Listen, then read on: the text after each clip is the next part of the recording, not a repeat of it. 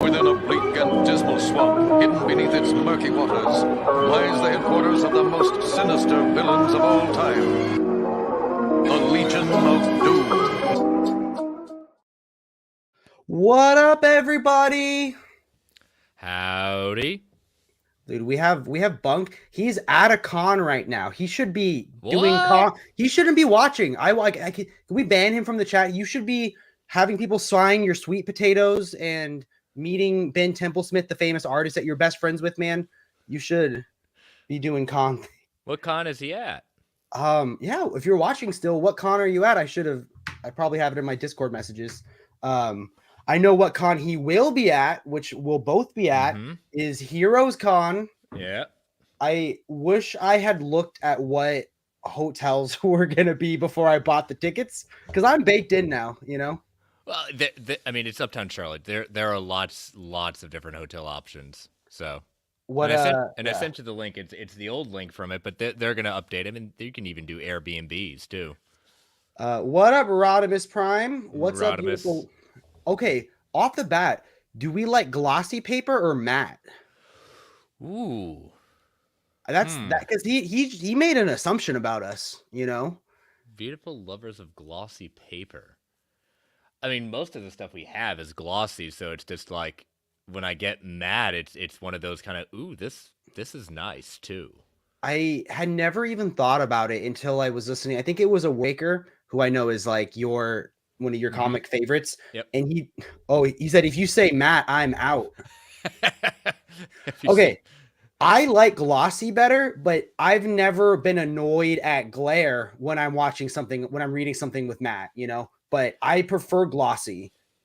I mean, that's most of the stuff I have is glossy. So, I mean, it's never, when I get mad, it's one of those rare ones. So, well, yeah, they were jumping in with assumptions about our paper preferences. I haven't even got to formally introduce you guys. Should we start debating spines now too? Yes, non-scoliosis is my preferred spine. Oh, you meant book spines. Yeah. Guys, we are blessed, honored truly to have Chris Balga of the Geek Ultimate Alliance, Marvel Alliance, Geekverse podcast, Geek Ultimate Alliance on Spotify, Apple Music, every podcast place, the host of World's Finest True Believers, which I think I put on the map with my episode, right? Of course. Did that do numbers as big as I imagined? Like it did it. That paid the rent for the year, right? Oh yeah, because this is exactly what I do. I don't even have a job. This is all I do at that point. Yes. Joe Rogan, watch out! I'm coming for you. Right, you're getting that exclusive deal. Yeah. Thank you for having me on. I really appreciate it. I'm honored to be on your show again. And you know what? We did right. This is your first one-on-one time, Yep. but we have had a group, and hopefully this time I don't scare you away. Well, I wouldn't say you scared me away. It was just like it was like almost like 1 or 2 a.m. and it was getting into content. Like, all right, I gotta bow out. You're like, I have bigger priorities than funny picture books. Oh no! It was more of like I need to sleep. Yes, I do feel that. But yeah, I feel like all y'all are on the East Coast, so I'm always like trying to plan my content. Like, yeah, but hey, this is nice. I just recently switched to half remote with work, so like my schedule is becoming more flexible. I already don't know how I live without it. Like, it was hard at first because like I was like, because you're not on task 24/7. Like when you're in the office, you get up and get coffee, you make small talk with someone else in the office, you know? So for me, it was weird to like allow myself to do some laundry or cook some food, you know? But yeah, I'm getting used to it now. Fortunately or unfortunately, I don't know what that life is like. My wife does. My wife works remotely for a company, so. Yeah. I mean, you have to actually be at a school to assist in school children. That you can't do it remote. You can't just have an iPad on wheels. We tried like more running in the halls. We tried that in 2020 and 2021. It's not necessarily for everyone. Yes. Okay, Rodimus, he said, I hate DC and their love for matte paper just because, as an example, they use red word bubbled for the Batman, I'm guessing, Who Laughs. Yeah. And it's super hard to read them in glossy. I don't have that problem. I mean, he's not wrong. Fair. I mean, he's absolutely not wrong. So I don't know why, but like glossy always felt more premium because I feel like the books that I get are matte are like the standard size hardcovers, you know? Yeah, I mean, it's the matte is not necessarily your typical type at that point. Like I said, when you ask the difference of paper, it's like, can I read it? Can I enjoy it? Is it too thin? My problem is thin paper. The thinness. I Yes. always, because again, I always worry. I still remember when I got the Charles Soule Daredevil omnibus, and I had the same problem. Like they didn't cut it right in the sense of like I Oh, literally was doing individual like X-Acto knife, kind of making sure I don't tear. yes. I had some weird triangle edges things on the bottom of my Daredevil by Bendis that I had to like figure out. But so for me, like I remember like before I was really into comics, I had a friend who was into comics and he would loan me comics, and he loaned me like the first print of the Daredevil by Bendis omnibus. And to me, that was like the largest book I had ever seen. And then I became a comic book fan. I'm used to huge books, and I finally got like a more recent printing of it, and it was way thinner than I remembered. And I thought it was just because my perspective had changed. And then I watched a side by side comparison, and we're like, oh no, those pages are a lot thinner. Oh yeah, I mean I've double dipped on updated editions, and it's sometimes incredibly noticeable, like how much like extra, space. Is like, wow, I now have some extra space on my cube at that point. Why is that? Yeah, you're like the math doesn't math quite right. Mm-hmm. But dude, Chris, like I said, we're honored to have you. Do you want to tell us a little bit about yourself? Tell us about your different podcasts, what got you started? Yeah, Maybe when did you start reading comics? I started reading comics probably. I can't even play. I mean, I definitely was in elementary school at that point, but I remember the very first comic I ever bought. I still own it to this day. Was the Return of Superman, the foil. I can probably find it behind me. The foil, Superman's back when he comes back, and that whole green holofoil cover. Like that was the first time I personally bought a comic with my own money I had earned doing my chores, and Nice. um, Probably so rewarding. oh yeah, at that point, and it's one of those ones I will never sell just because that's mine. That's my kind of thing. So I was collecting for a long time, and then got to middle school and high school, stopped collecting, just life, and just wasn't as interesting anymore. And then got back into it when I went to college, and there was I group of friends of mine. There was like, oh, I'm into comics. There's a comic book shop at that point, and so right on campus, it was just like a reawakening. And I know we talked about this on your bachelor stream, and it was Identity Crisis Nice. that got me Nice, into it. non-controversial, really just like Jimmy Fallon, where everyone can like it. No controversy in that book, just something light to get you back in, right? Well, what it was one of the reasons I kind of got out of it was because it just seemed all the same to me.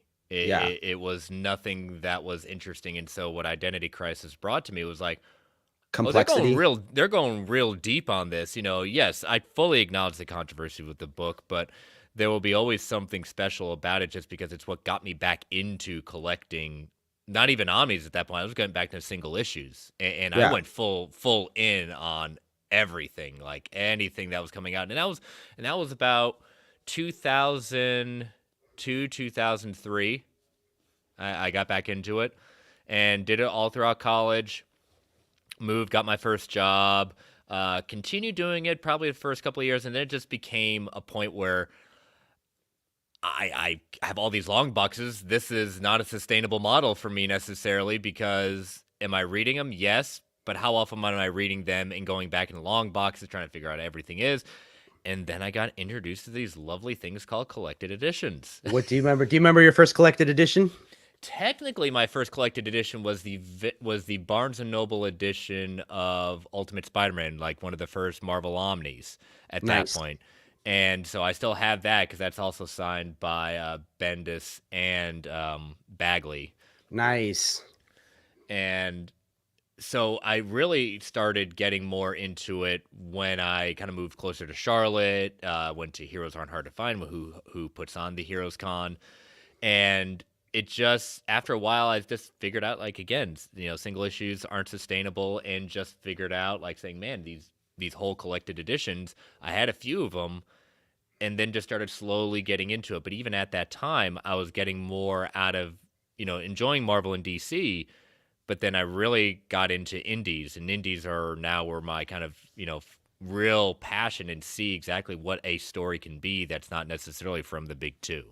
Do you remember your entryway into indie comics, like kind of what your first one was that, or kind of what made you seek them out?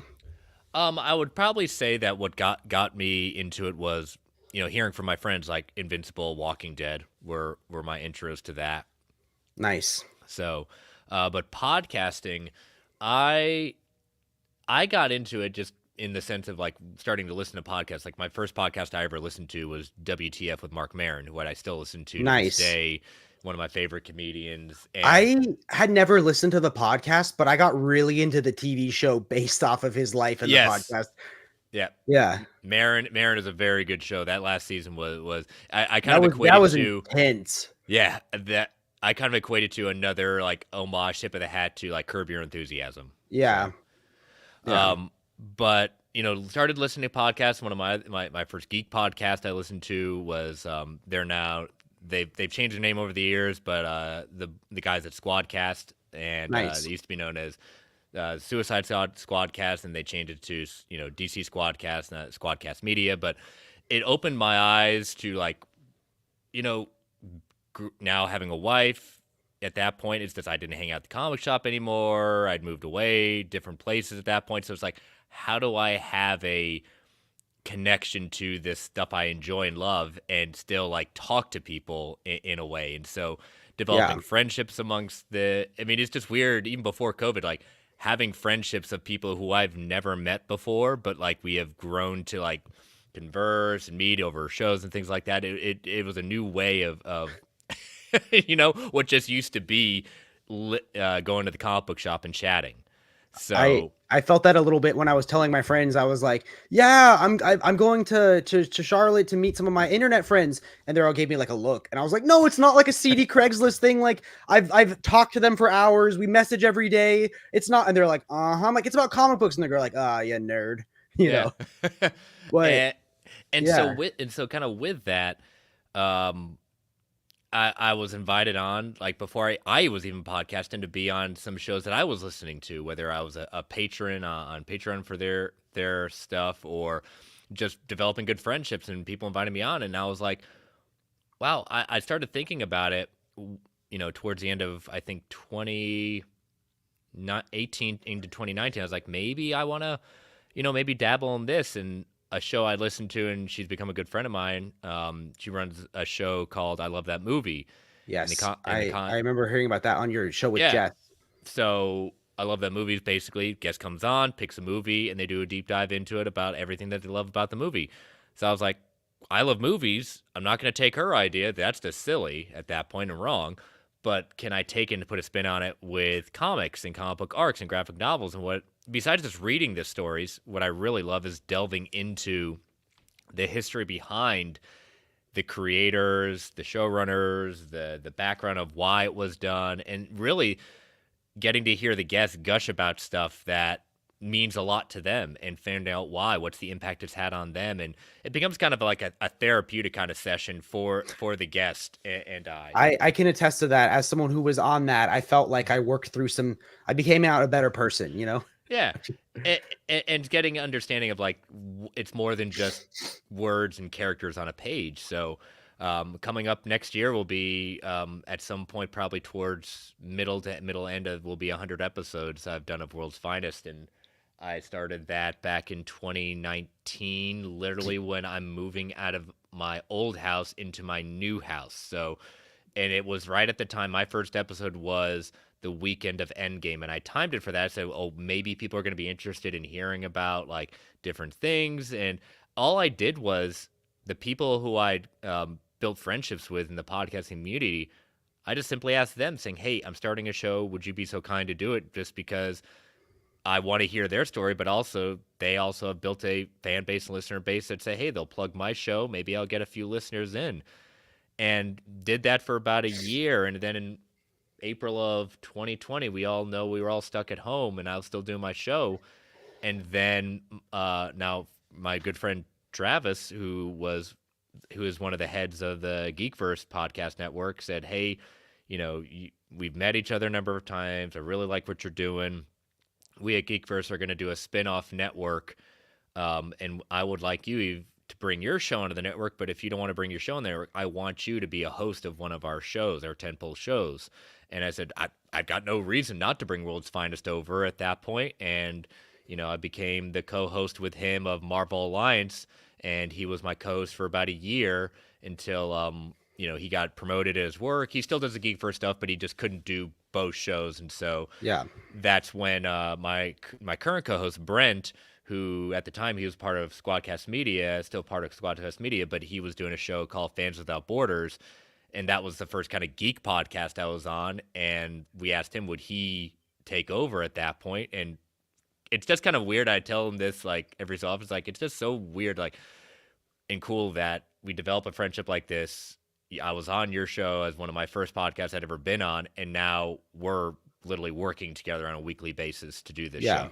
So I can relate to that, to where like it's a weird feeling when your heroes become your peers, like for me, like I during the pandemic, like before I even had any idea of my own content, was like consistently consuming every bit of comic book YouTube like that I could find, and I would watch like tons of Omnidog streams, and then fast forward someday I'm in his house, you know what I mean, like and you didn't break in. No, I didn't break in. I was invited, and I was invited to come back, unlike Omar. So we'll just throw that out there, But yeah, it's weird because I think maybe you can relate to this at some point. When you create something, there's always that first level, I feel like, where you deal with a little bit of imposter syndrome, where you're not a guy, you're not a podcaster, you're a guy with a podcast. Or you're not a YouTuber, you just make YouTube. And it's a weird when people start to view you as a podcaster or as a YouTuber, and you have that weird, like, almost, but once you break through that and you become like a truer, more authentic version of your content,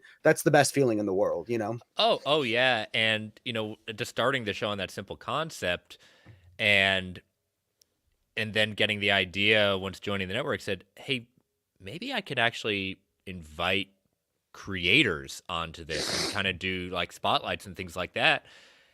And the people I've gotten to meet through it just said yes, like JM Dave Mateus. I was promoting an episode there. He liked it and he actually listened to it. And I said, would you like to come on? He said, absolutely. And did that. Have met the guys from the Massiverse, Kyle Higgins, Matt Groom, Ryan Parrott. I've done creator spotlights with really, beginning indie artists at that point, putting out their stuff. Matt, I'm trying to think. I hate name blanking at this point. It's okay, James. If you're watching, link all of these interviews right now. And Mike Grell. Oh wow. And it was one of those like reaching out at that point. That was really cool in the sense of, he says, is this video or not or not video? I said, no, we could do completely audio. Mr. Grell says, please, you need to call me Mike. You have to stop calling me Mr. Grell. But I mean, they're so, it was not, no one ever has put themselves on a pedestal at that point. And, some of my favorite, I've always enjoyed all of my live creators ones, but then with the Massiverse, we've had the Massiverse creators on twice in the last 2 years promoting their book Supermassive, and just having 4 to 5 creators on one stream in different time zones in different countries. Oh yeah. Coming on my show to promote something. And these are people that I've looked up to so much, and just, I've never met them personally at a con yet. That's one goal at that point. But, I've said it before, the Massiverse, Radiant Black, that whole universe is some of the best stuff out there for superhero stuff. And just getting to say, hey, you guys are creating something special, and just thank you for letting me be a small part in promoting it. So were they the ones with, I think he told me the story of like, he's like, you don't have birds in America or something? Yeah, that was the second stream. Yeah, that's Michael Basudel, the editor of the Massiverse books. So yeah, for those watching, basically, if I remember right, there was this weird noise that sounded like something was getting murdered, right? And you guys were just wondering what it was, and he's like, you guys don't have birds? Yeah, it's his parrot in the background making the sound, and everyone's like has no idea what's going on. They think something is dying there, and it's his parrot making this awful sound that we were like, oh good God. Why do I want to teach a parrot how to say my OPB code? That's awesome, man. But yeah, so I've been on Marvel Alliance since like I said, 2020, June 2020, we debuted the whole network, and so now we're now 192 episodes in. Last night we recorded our 192 episodes, so next year we'll hit 200. And That's crazy, man. so I mean, literally next year I'll hit 100 episodes of World's Finest. Plus, I mean, the content, the creator spotlights are another, almost 10 of those, and so almost 200 episodes. Like, dang, that I've done over 300 episodes of content. Yeah, Yeah. never would have dreamed. I mean, they always say whatever you're creating, whether it be YouTube or podcasting, if you can make it and get it done, get 10 episodes out there, you're more likely to succeed than if you don't. That's crazy, man. And I feel like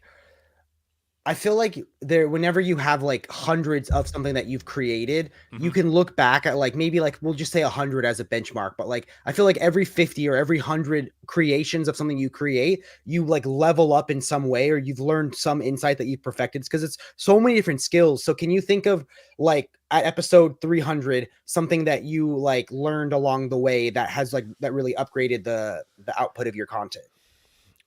Really early on, with the concept when we get to the part where, and like you said, you've been on the show where I turn the keys over to the guest to kind of start gushing about like all their favorite parts and things like that. Going issue by issue turned episodes into really incredibly long. Like some people like almost gushed about like everything, which was good, but it came to the point where I had to say like, you got to think about like future guests is like, think about like a top 10 list. You don't have to do like 10 things, but like, what are your like favorite moments? We're not necessarily going to go issue by, because some of my listeners got back to me to say, we love the show, but sometimes we don't want it feels like the guest is like reading it to us and we don't necessarily want that. I kind of laughed at this comment right here. Absolute Black Mirror worth an eBay premium or best to buy wait for a reprint. So we should talk about this really fast. This is funny. This is funny in our relationship because I like to joke that, oh my God, why did I have this book at the bottom? I like to joke that Chris bullied me and forced me into buying Brightest Day. We'll get into that when we look at our hauls. But you. I simply just pointed out, said, am I missing anything? I says, yes, you're missing one book. He says, what book is that?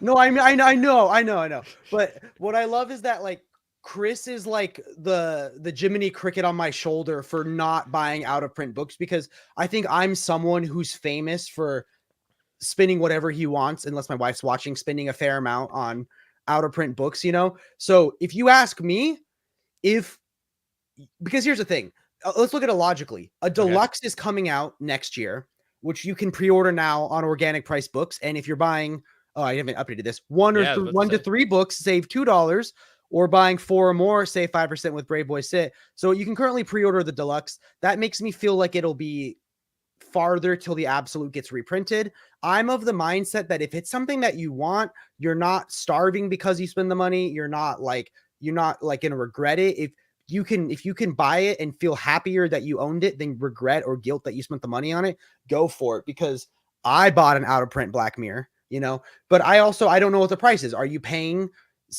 $700 for Black Mirror? Then no. But if you're paying either round cover, maybe a little bit more, but if you ask Chris, he's never spent more than $30 on an absolute, I think is what he said.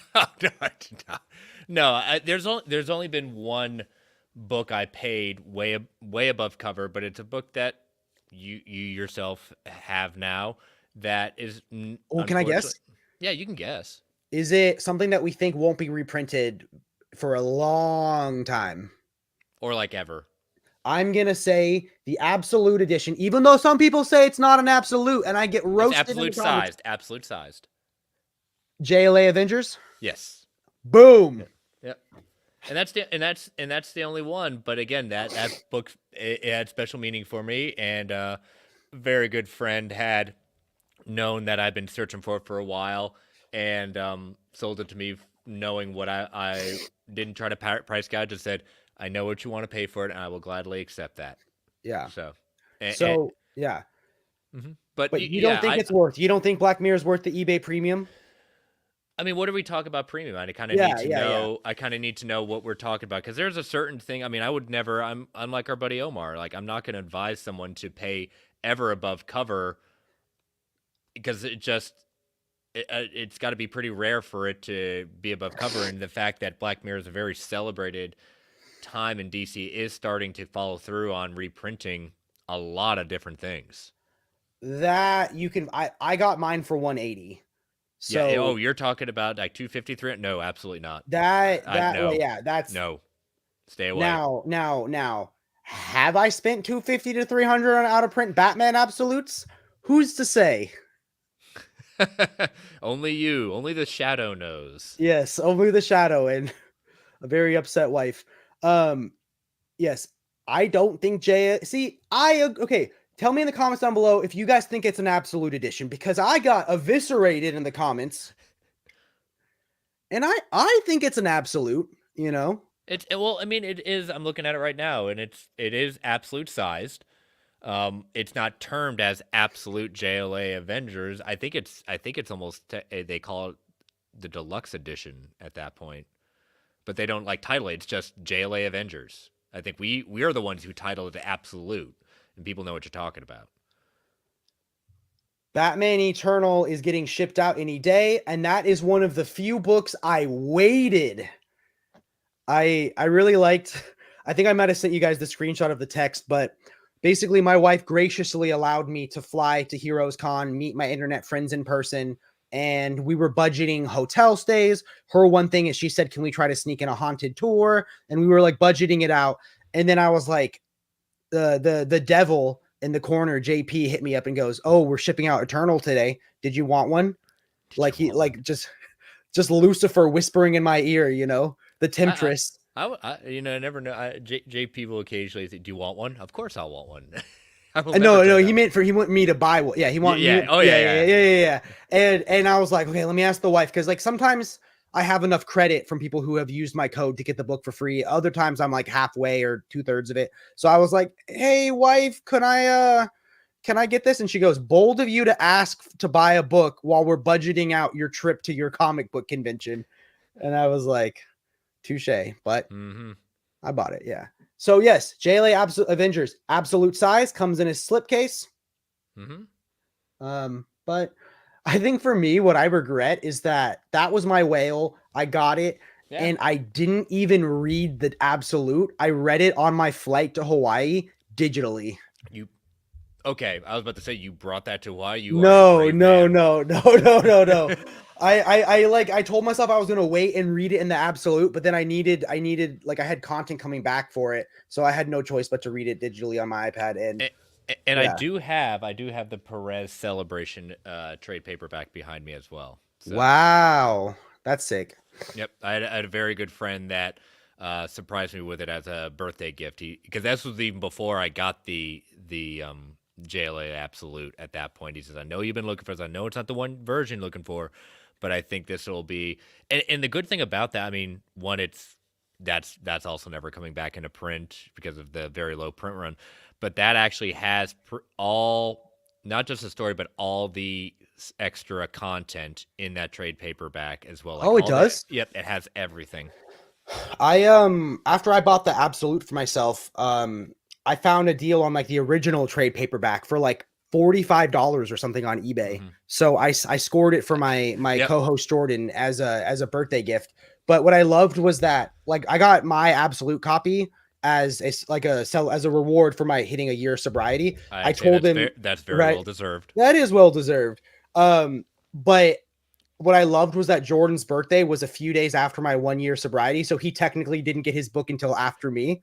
So it's only fair. It's only fair, right? What is your favorite Daredevil run?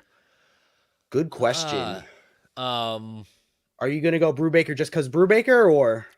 No, I think Brubaker I enjoy. If push comes to shove, I say Bendis slightly edges out Brubaker. But what I loved about Bendis Brubaker is that they had a very good handoff with each other. He knew He worked with Bendis on what was going to be happening, and he was going to pick up where Bendis left off at that point. But I will say, who is sneaking up very, very close into my top ones was the Darskis. Dang. So that's obviously, you know me, I usually wait till things are in an Omni, so I haven't read any of that, but that's crazy. That's crazy to hear that it's on, like, you know, it's up there. Oh yeah, I mean, and I know a lot of people give the Mark Waid run hate, but I tell people saying you have to look at it, and without trying to spoil things for what happens, you have to look at it understanding that Shadowlands, this the main event is fine. The main event is fine. The times are terrible, but the main event where it leaves Matt post Shadowlands, where Wade picks it up, people's like, oh my gosh, he's changing, making happy-go-lucky, things like that. So you're missing the point of what's actually going on when the revelation happens. I think it puts the whole thing in there. You're dealing with a man who is suffering from immense PTSD from what he has just survived. Yeah. Yeah. I mean, heaven forbid our heroes have joy. Yep. Or like persevere in, you know, and heal. I've only read the first issue of the Mark Waid run. And honestly, like, I think what's cool is it's a testament that our heroes can have different tones. Yeah. You know what I mean? And I don't think that's necessarily a bad thing. Now, I love to use this analogy. I love to use like this example that Jess used to give, Omnidog used to give, about how he got tired of reading Batman fighting the Grasshopper Gang, you know, all the time. And it's like, no, but if everything is this deep, dark Tom King introspective, you know, sad Batman, I get a little bored. I like different tones. I like things, you know. So I'm not against it. I think for me, I love the Bendis run, except like the only thing stopping me from like because the only like strike I'd give it for me was just what I was personally going through was I was in tons of school. So I would take a break from reading some dry textbook or some calculus math textbook. And I go, I want to just relax and read this book. And then his amount of words that he used, I felt like I was reading more like I'm reading a prose novel, you know, but so good. The handoff to Brubaker was phenomenal. I think towards the end of the Brubaker run, though, the stuff that led into, because that then led into Shadowlands, right? Like I got a little, I don't know. I just felt like, how many times can you fight this group of ninjas, you know? Yeah, and I think, you know, what Bendis left for Brubaker was like, oh my gosh, it finally happened. You know, Yeah. I know we're being vague, but again, I don't want to ruin someone's, like, because again, it's everything we joke around. It's like it finally happens, and it's Brubaker is he's very much crime noir. Yeah. And he brings a different kind of Matt's a very introspective character to begin with, but he really dealt with a lot of I think Bendis really started kind of getting ready for that handoff, and it started channeling that what Brubaker was going to do with it. And I've like you said, I'm Brubaker's name on it. I probably own it or will be buying it. Yeah. So let's look at some of these chats. So I am torn as I hear Shadowland Omni is 80% bad, but I need to complete my Daredevil Omni collection. Fair. It got announced as a reprint finally, right? Yeah, it's getting reprinted. And again, you're not wrong, Rodimus, probably in my opinion, but I also am I'm a huge X-Men fan, and I do own X-Men Volume 1 and 2 of the Stan Lee era. I did until I sold off my X-Men, I did own them as well. But I'm like, you know, a huge X-Men fan, and those, I may not have been alive, but there's still some gems in there of like history that I want to have in my collection. So just finished the Miller Daredevil Omnibus, just so good. I own that, and I own the companion. Have you read the companion too? Yep, or just the red? No, I have the original companion, but it's in good condition, so I won't be double dipping on the nice reprint. I found like an eBay seller that was selling it like far below cover, even though it was out of print. Like I don't know, but it's in fine condition, so I'm happy with that. I just like, dude, I can't stand, like, I wish I could just get, I just hate that Daredevil is so different. You know what I mean? From the other one. Yeah, it is. But like, I've dabbled occasionally with doing the custom dust jackets, but it's just like, it ends up being more hassle in my opinion than it's worth. I I'm, will I'm say, not yeah. faulting anyone who does it. I think it the work that some of our mutuals do with it that really Yeah. get into it is quite impressive. The one I had to do it on was the Avengers by Hickman because like Yep, you I'm didn't. I'm a little neurodivergent and like that actually caused me like noise in my brain when I looked at it. You mean if I pointed out like that? The good thing for mine, Ah, I'm just kidding. the good thing mine are separated because I got volume 1 over there, and next to it's the Infinity Companion, which has the additional stories that aren't in Hickman's run for the Infinity event. Oh, And nice. then Hickman 2, followed by Original Sin Companion, followed by Original Sin. So Yeah. We made a new like, long story short for work thing. They made a new logo because they're changing one of our company's names, and they were showing it off to the people on the marketing team, and everyone's like, "Oh, we love it! It's so timeless! It's so classy!" And my head just goes ah, and I'm like, they're like, "Jake, what do you think of it?" And I'm like, "Well, and I tell them like how it's off centered, it's crooked, it's weird." And then he used the expression, "Jake, your brain is my canary in the coal mine from now on for logos." Yeah. Your honesty, you do know. So Yeah. Came here to smash that like button. It's 2:30 here in Sweden. The bed calls. Ooh. Well, have a great night. Yes, thank you for at least stopping by. Wait, maybe you should tell them to have sweet dreams in your awesome Chris voice. Give them a little good night audio. Have a good night. Don't let the Oh. bed bugs bite. I'm considering to pick up the Daredevil Omnis from Bendis and Brubaker. Thanks for the info. Amazing. Yeah. And my advice was the advice given to me by OmniDog. You don't want to start reading Bendis until you have all 4 of them. You want to segue perfectly into the handoff. Well, I'll also give a plug to, and I know I don't think it's in print anymore, is the quote unquote Marvel Knights, the Casada, Yeah.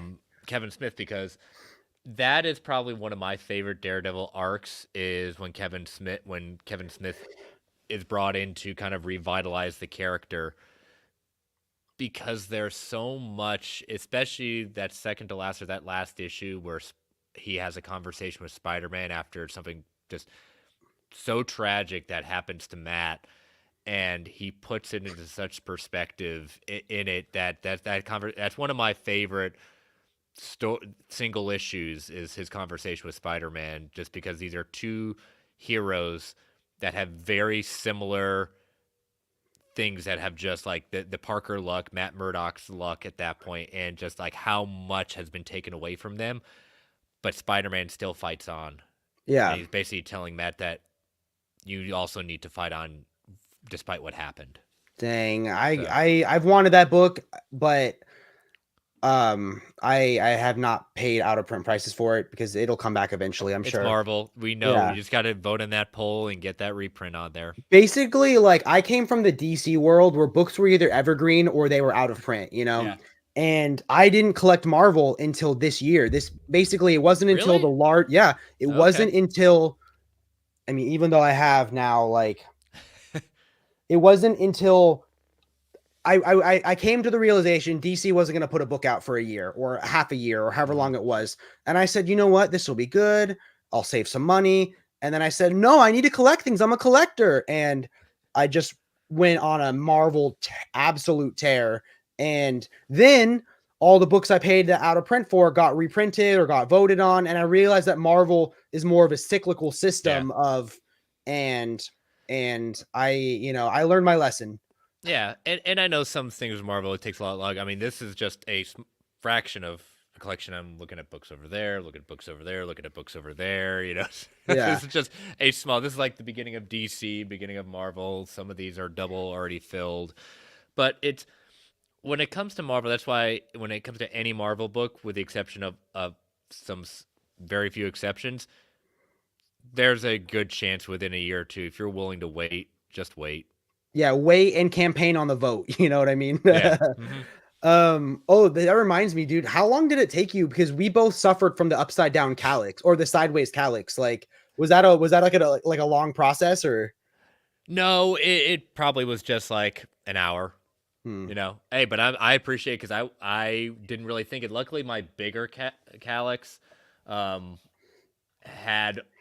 did it right the first time, so that would have been a lot longer.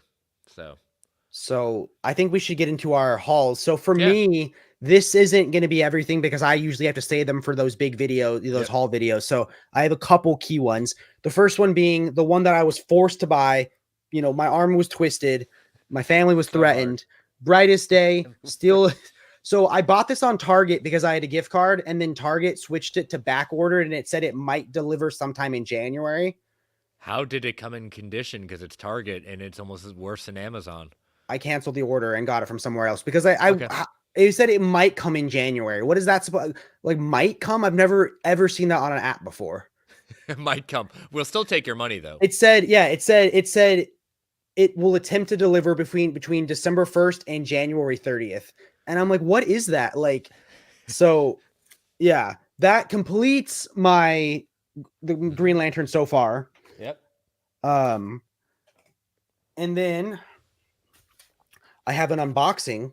Oh, yep. You got to know. So this is from Organic Price Books. Oh, gotta flash that. Gotta flash that. Do I have that one? So buying 4 or more books, save 5% with the code Braveboyssit.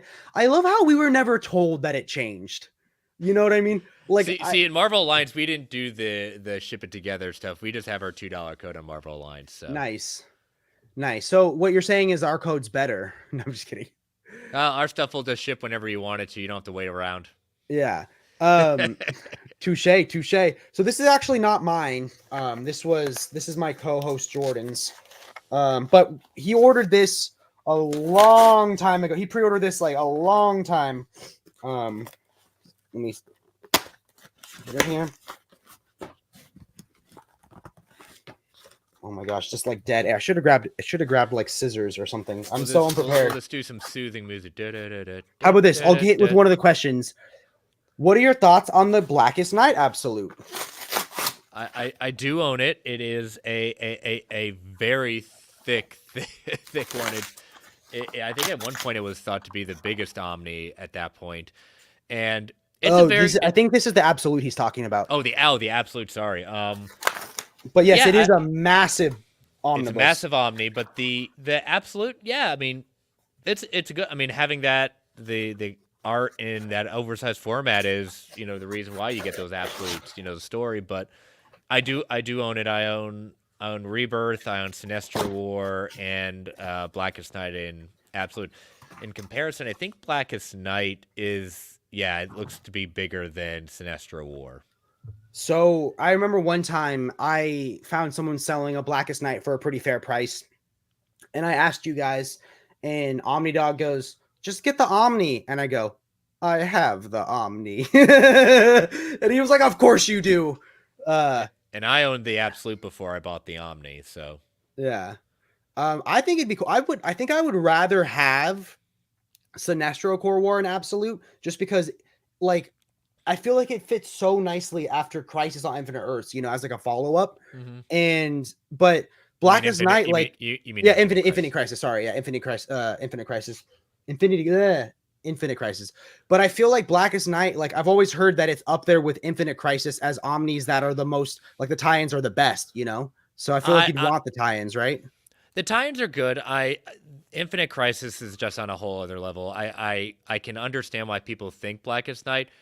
I don't have that same opinion. It's definitely not the worst. I think they're a step above the norm.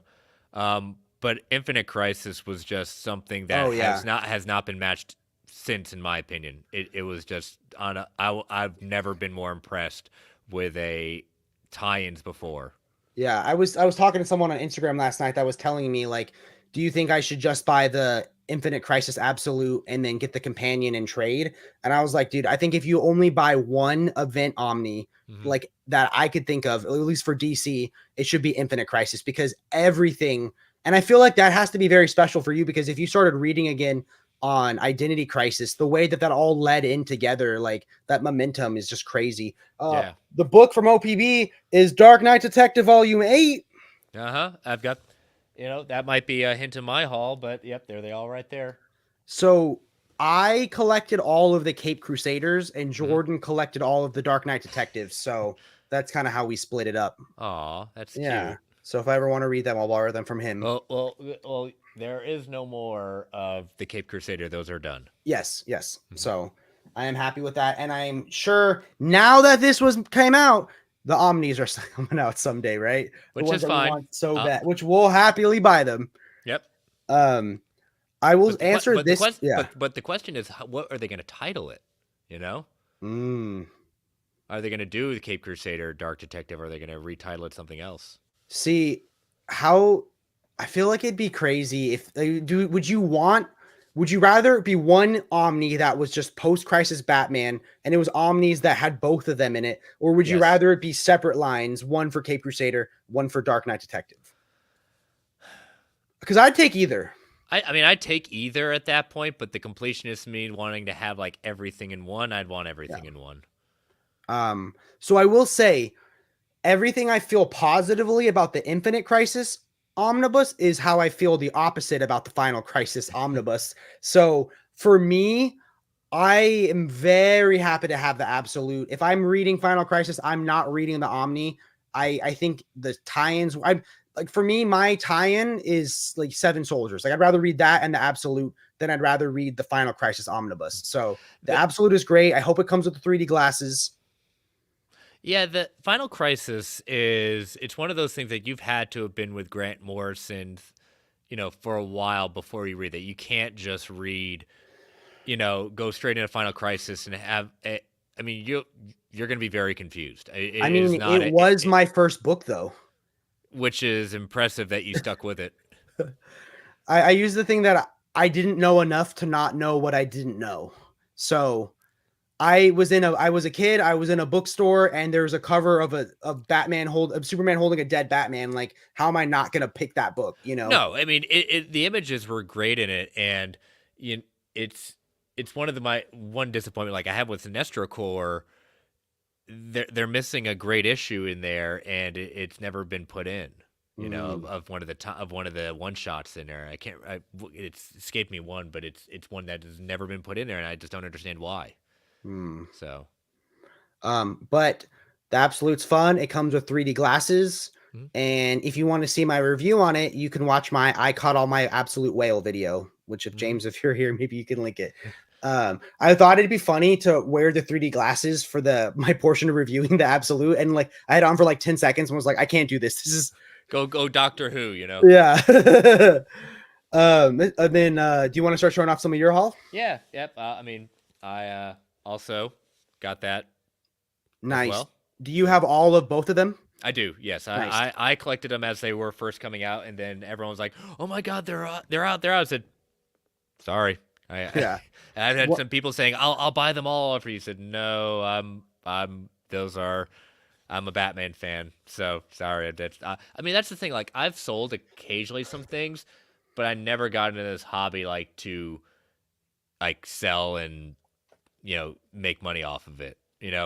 Yeah, it's like I don't like the mentality of you gotta fund the. I get where you gotta fund the hobby comes from, but I'd rather fund the hobby through making content that I occasionally get little commission things from or whatever, and that way then buy something and sell it. Yeah. I sold X-Men because that was a rabbit hole that I knew I was never going to escape from. That's but fair. That was the one thing I sold was X-Men. So but let's see what else you got. All right, so this is single issue first run Transformers. Nice. I am hoping that Daniel Warren Johnson, the last couple of Heroes Con, he has been in attendance, so we'll be aiming to get this signed and maybe sketched on there. He is one of the nicest creators that you could ever meet. I would love to meet him. Yes. Got these. Our buddy JP was selling these, and so this is one of the. I did not have Fatale in my Brubaker collection, and so it had been grossly out of print, and our buddy JP was selling them, and we negotiated on a price, and now this was my missing part, so now I have all of Brubaker. Now you're complete. I am complete. And then I know you knew this was because you and I were going back and forth on what kind of deal this was, so... Nice. So, I'm a big Rick Remender fan, and this is another one where I see him, I usually buy it. Yeah. So And I mean, and that price from a competitor, which we won't name, was like, how do you compete with that? You Yep. know?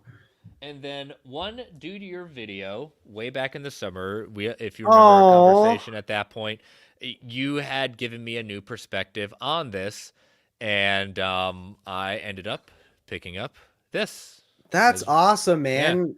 I'm really like yeah, you gave me a new perspective to think about it. should I co-host Batter Days with Jess tomorrow? Should you? Are you being invited, or are you I trying to am. He invite your? said, "Do you have plans tomorrow night? I need a co-host for Batter Days." Aw. Let me ask my wife, but I'm down. That's the right answer, right? Yes, and he's also said you have to say, "You stop annoying me, Jake." I don't think you'll ever say that. No. Got this. Number 14 ish, book 14, Nice. Berserk.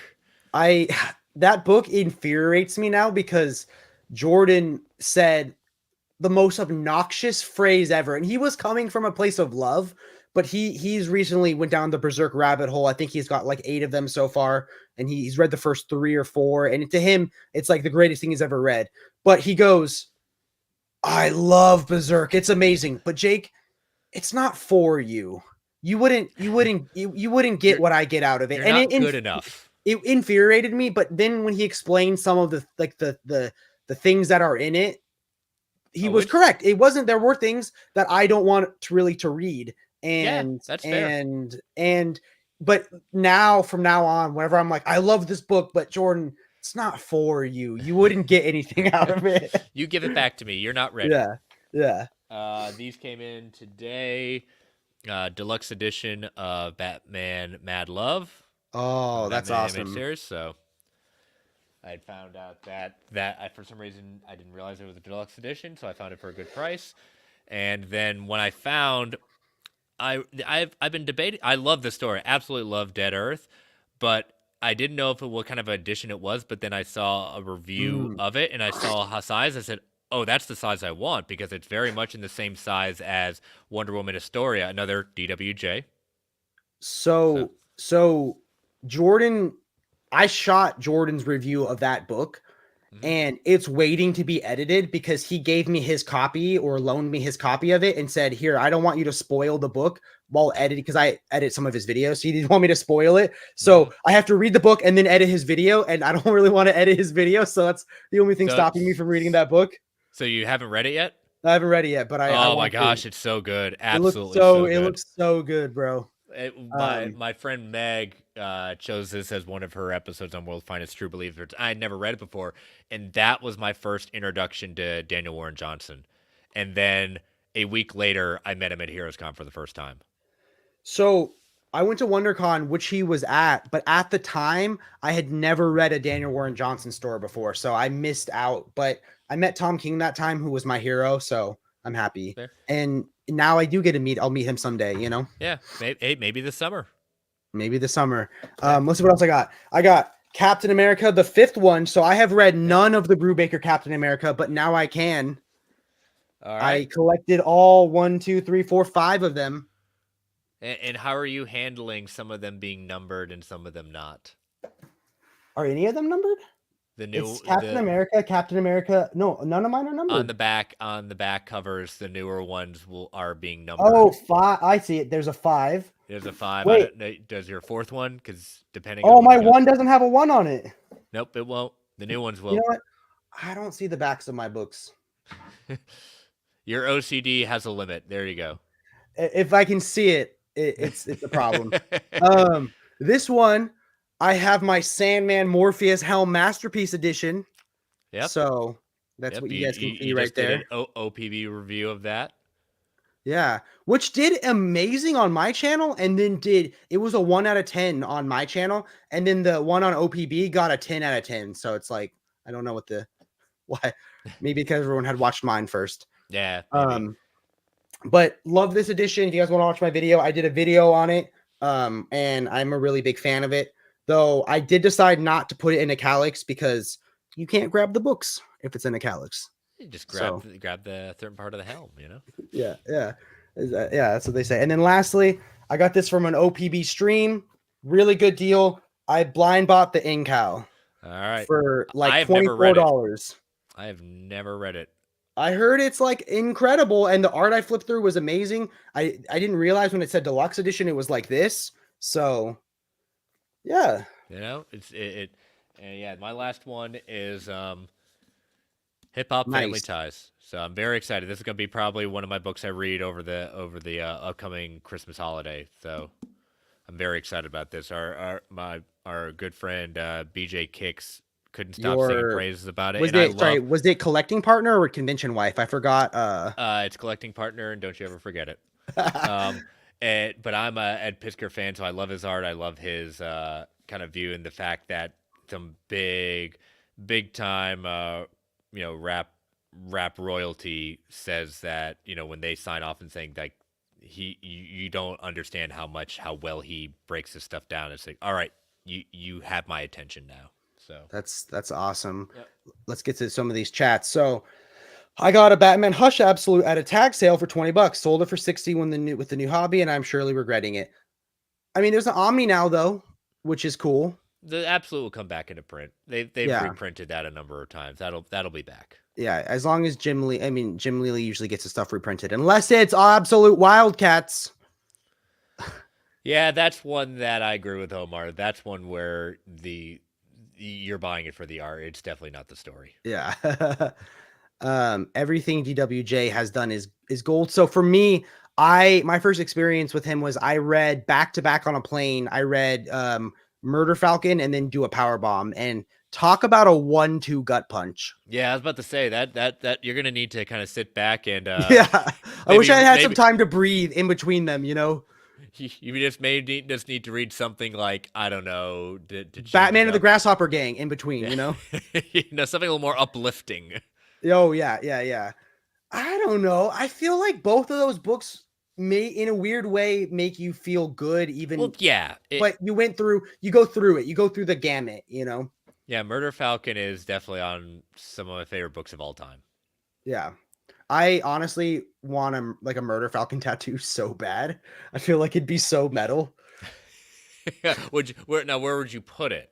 Wherever Daniel Warren Johnson draws it on my body. I kind of want to stand in line with you to just see the interaction and record it. I'll do it. If he literally says, I'll draw a Murder Falcon, like a Murder Falcon on your body, and if you get it tattooed, I will do it hands down. Well, who is that artist that was wanting to do it on Jess's body? It wasn't Ben Templesmith, was it? Or no, I don't think it was Ben Templesmith. Funk, who was, if he's watching, who was the one that drew the cat butt on the belly button? But yes, we have read Do a Power Bomb. Amazing. Yes. Mm-hmm. Bunk, yes, even though you stole that Octopus Pie manga from me, it was Ben Templesmith. Oh, it was? Okay, all right. Okay, let's see. I have Superman by Tomasi. Check. Batman and Robin by Tomasi. Super Sons by Tomasi. Okay, which version? Oh, I'm not upgrading. That's one I've refused to upgrade to. I've already upgraded twice. The added story for the Super Duper edition is just like, I like Tomasi. That one was not, in my opinion, just wasn't for me. So no reason for my completionist can be like, yeah, I'm just not going to acknowledge that.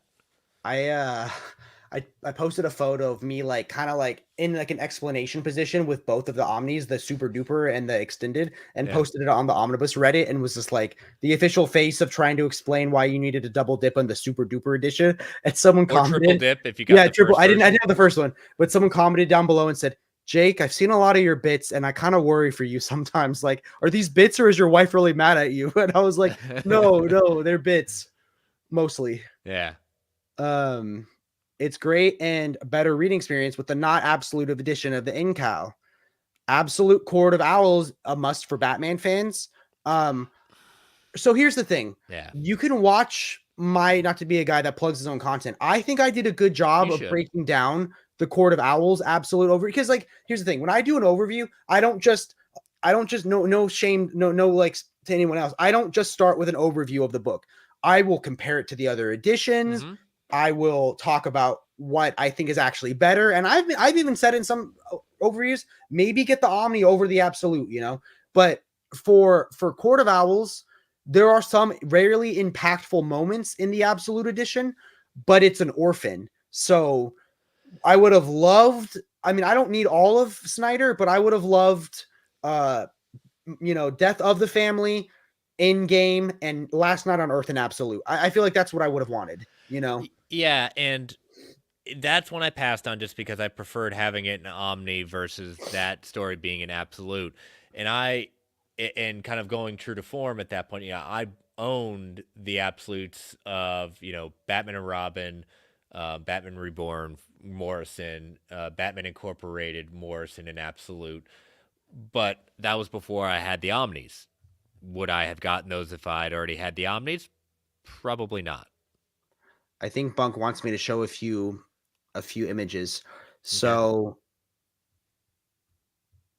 we have to hear him tell the story. He gets the sweet potato signed. Okay. And someone took Ben Templesmith up on the cat drawing. I mean, you have a story to tell for the rest of your life. But get it tattooed like me. Be on my level. I don't think I'm allowed. Even if I wanted to, because I would. I'm crazy enough to do it, but my wife wouldn't let me get that tattoo. So, I mean, it's your body. Shouldn't you be allowed to do? It's our body. The ring symbolizes that we're one. I don't know. Cycle. There we go. How you doing, Cycle? Yeah, can we ban Cycle from the chat? He's absolutely not. Cycle should have always privileges to never be banned. Let's see. Hey now, Chris, what's up? Who's the brave boy? Oh my god. He negs me. He just negs me all the time. He'll post on my videos like no or like But see, you're falling for it right now in the sense of like he's trying to get a reaction and is he negging me? Is it like the pickup line thing where they're like, "Oh, you're so cute if you didn't have glasses," and then you just like you become obsessed with them because like you don't have their approval? No, he's poking the bear to see how you react, and you reacted. Yeah. Okay. Anyone have an opinion on the Batman and Son Absolute coming out? Never read that run. I'm down. I never got to own any of the Batman Grant Morrison Absolutes. I would really love the Batman Reborn one. Not the biggest fan of Batman Incorporated, but it's just like I think some of the characters are a little silly. But Batman and Son is dope, and I think that right there shows a level of foresight that I love about we have this Batman and Son movie coming out. Here's it in an Absolute edition. So that I like. Yeah, I mean, it's going to go the same opinion that I have with Court of Owls. I already have the Omni. I prefer the Omni version of it, but it makes complete sense why they're doing an Absolute of that story because it is a very celebrated arc. Balga is a wise man. Balga. Oh, Balga. I'm so sorry. You're good. That's strike one, right? I get 2 more strikes and then you leave the show in a tirade. I leave the show and it takes a lot for me to get to that point. Chris has the voice of a god. Or apparently, as I found out this week, some people at work said I have a voice of an airline pilot too. Just, I guess, my cadence. What up is that? Is that Omni Nation Comics? The best, the most contagious laugh in the business. Oh, I feel like if I was one of your students, I'd be so nervous of hearing like you have detention in your Chris voice. Your Chris voice of a god. It reminded me of that line in Ghostbusters saying, when somebody asks you if you're a god, you say yes. Okay, so I have a question. Yep. Is there, how do I word this? So is there an episode of World's Finest True Believers that you think is like, so someone's never listened to the show before, the one that you think is especially special or one that you really like to show off? And second question, is there one where you weren't super jazzed at first about the book, but then upon the intensive research that you do, it changed your perspective? I want to answer that last part first. And I want to flip it because my friend Dave, he has a podcast. He has a number of podcasts. He does a podcast called DC on Screen, the Star Trek Universe podcast. And so he came on my show early on in the infancy of World's Finest True Believers. And he said, I want to select Superman for tomorrow. I didn't like it when I first read it. It's been a long time since I had, and I have a feeling that I might like it this time with perspective. And I said, sure, I'm down. I'm down to give it a shot because, like you, the art's amazing. And at the time, I was like, I'm not sure about the story.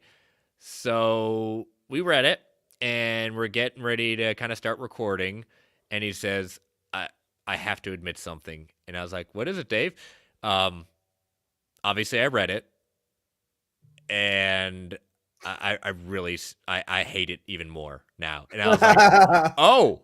And he says, because I know your show's basically a celebration of it. I don't know if you still want to record. I said, well, you still like the art, right? He said, absolutely. It's Jim Lee. I said, we can give an opinion and not just bag on it at that point. But so that was probably the most unique episode of World's Finest True Believers when we did Superman for Tomorrow, just because we just didn't want to have like it's just bagging on Azzarello. We just kind of came to the conclusion that Brian Azzarello is not the right person to write Superman. Yeah. You know, he's much better where he handles like Batman or his darker stuff. It's like it just was. I mean, Jim Lee's art is Jim Lee's art. It's outstanding. Yeah. One of my other favorite episodes was where my 50th episode, I came up with the idea of flipping the script. And my first guest for World's Finest, his name is Jordan Funk. He is on, does a show called DC Comic Squadcast. And I asked him saying, hey, it's my 50th episode. I'd like to have you come back on, but this time you're me and I'm the guest, and I get to select my one I want to go over, and I selected DC New Frontier. We did that with Bunk for our 100th episode where he interviewed Jordan and I, because at the time we were doing a lot of interviews. First off, New Frontier, probably my favorite DC absolute and like favorite DC like story that probably the one I've reread the most times. I got to check that episode out, so I'm looking forward to that. Yeah.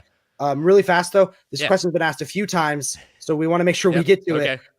I don't have the absolute. I don't have the Omni of Authority. I have the two absolutes. As far as I know, I think you're fine either way. I don't think there's anything either way. I got the absolutes because they were like $30 a pop, and the Omni was out of print.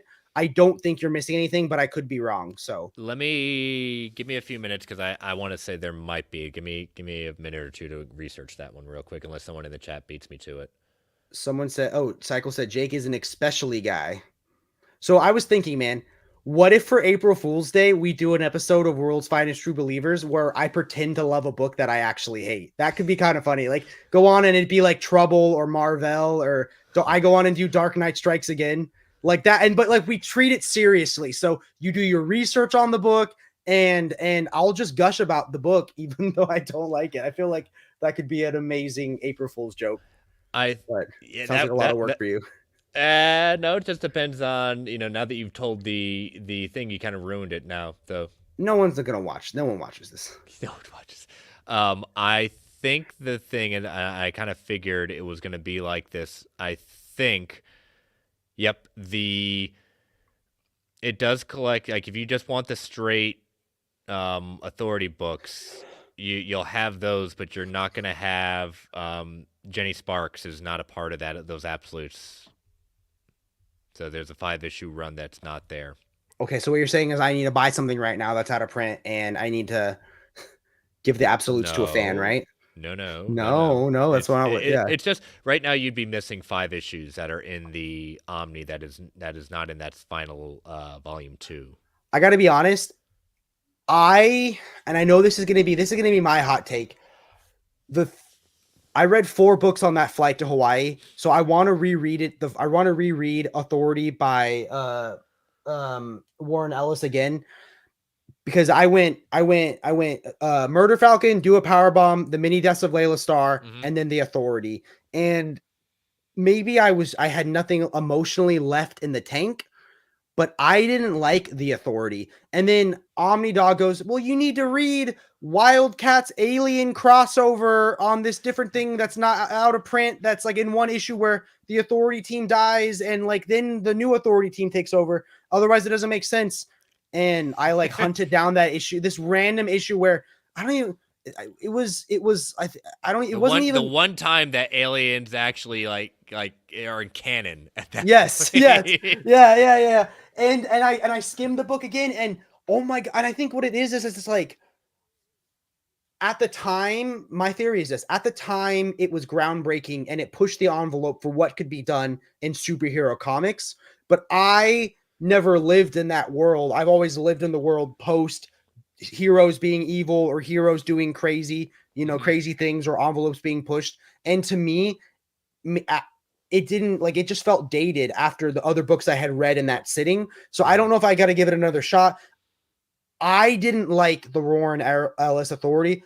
Am I stoked for the movie? Yes. Do I think there's cool concepts? Like, I don't even get half their superpowers. Like, how's your superpower a city? Like, what do you do? Just like create traffic? Like, I don't get that, Like, It's but again, when they were created, they were of its era yeah, in that sense of a lot of times it's almost like DC's kind of their boys, but not to that, yeah, but they're still they do things that are a little pushing the envelope, but not to the extent of the boys, but more than what we were used to at that yeah. point.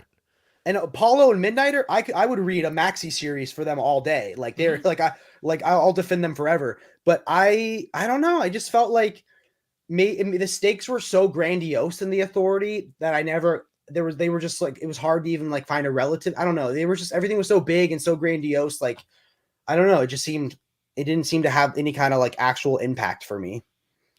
It's been a while since I've read The Authority. I don't put it on like it's the best thing you have to read. But again, it's been a while. But as we start getting closer to Superman Legacy, that's where The Authority will make their debut in the movie. Yeah. They've already started casting at that point. So I'm going to start reading it closer to it so I can kind of like reacquaint myself with them. I have read like The Authority being in Superman books of recently at that point, going with War World and everything like that. Yeah. But just the origins of them, I'm waiting to closer so that way, just being ready for the movie.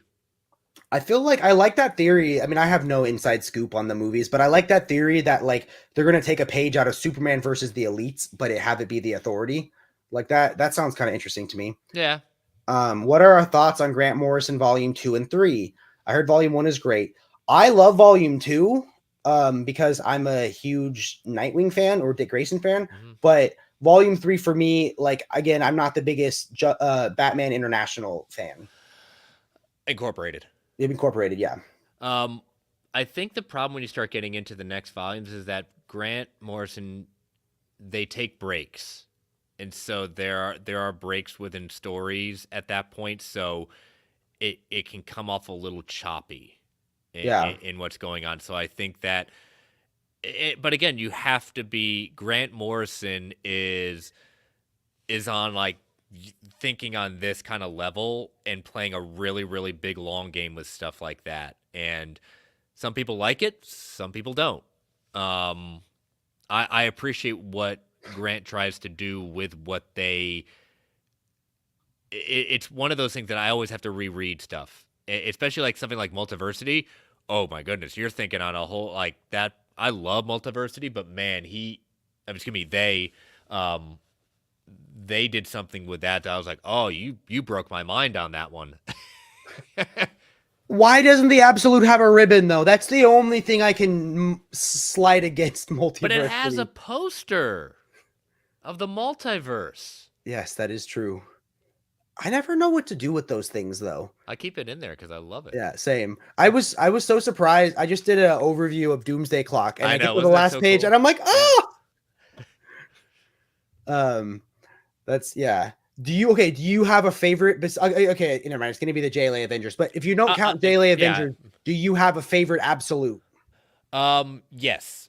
I there's kind of a tie because again, the reason I do these collections is not just to own them because I mean, we'll probably get into this later tonight about digital versus physical, but it's the extras. It's because again, my show's all based around like the backstories, things like that. So the collected editions, like I like seeing like variant covers, but it's not why that's my like, you could do more. Like I want to hear the stories. I want to have the interviews. You've done stuff like this. I'm a sucker for the scripts. The scripts, the Easter eggs, but some of my favorite ones are the Crisis on Infinite Earths with the compendiums, that double slipcase there that mine I was able to meet and get it signed by George Perez, and Kingdom Come.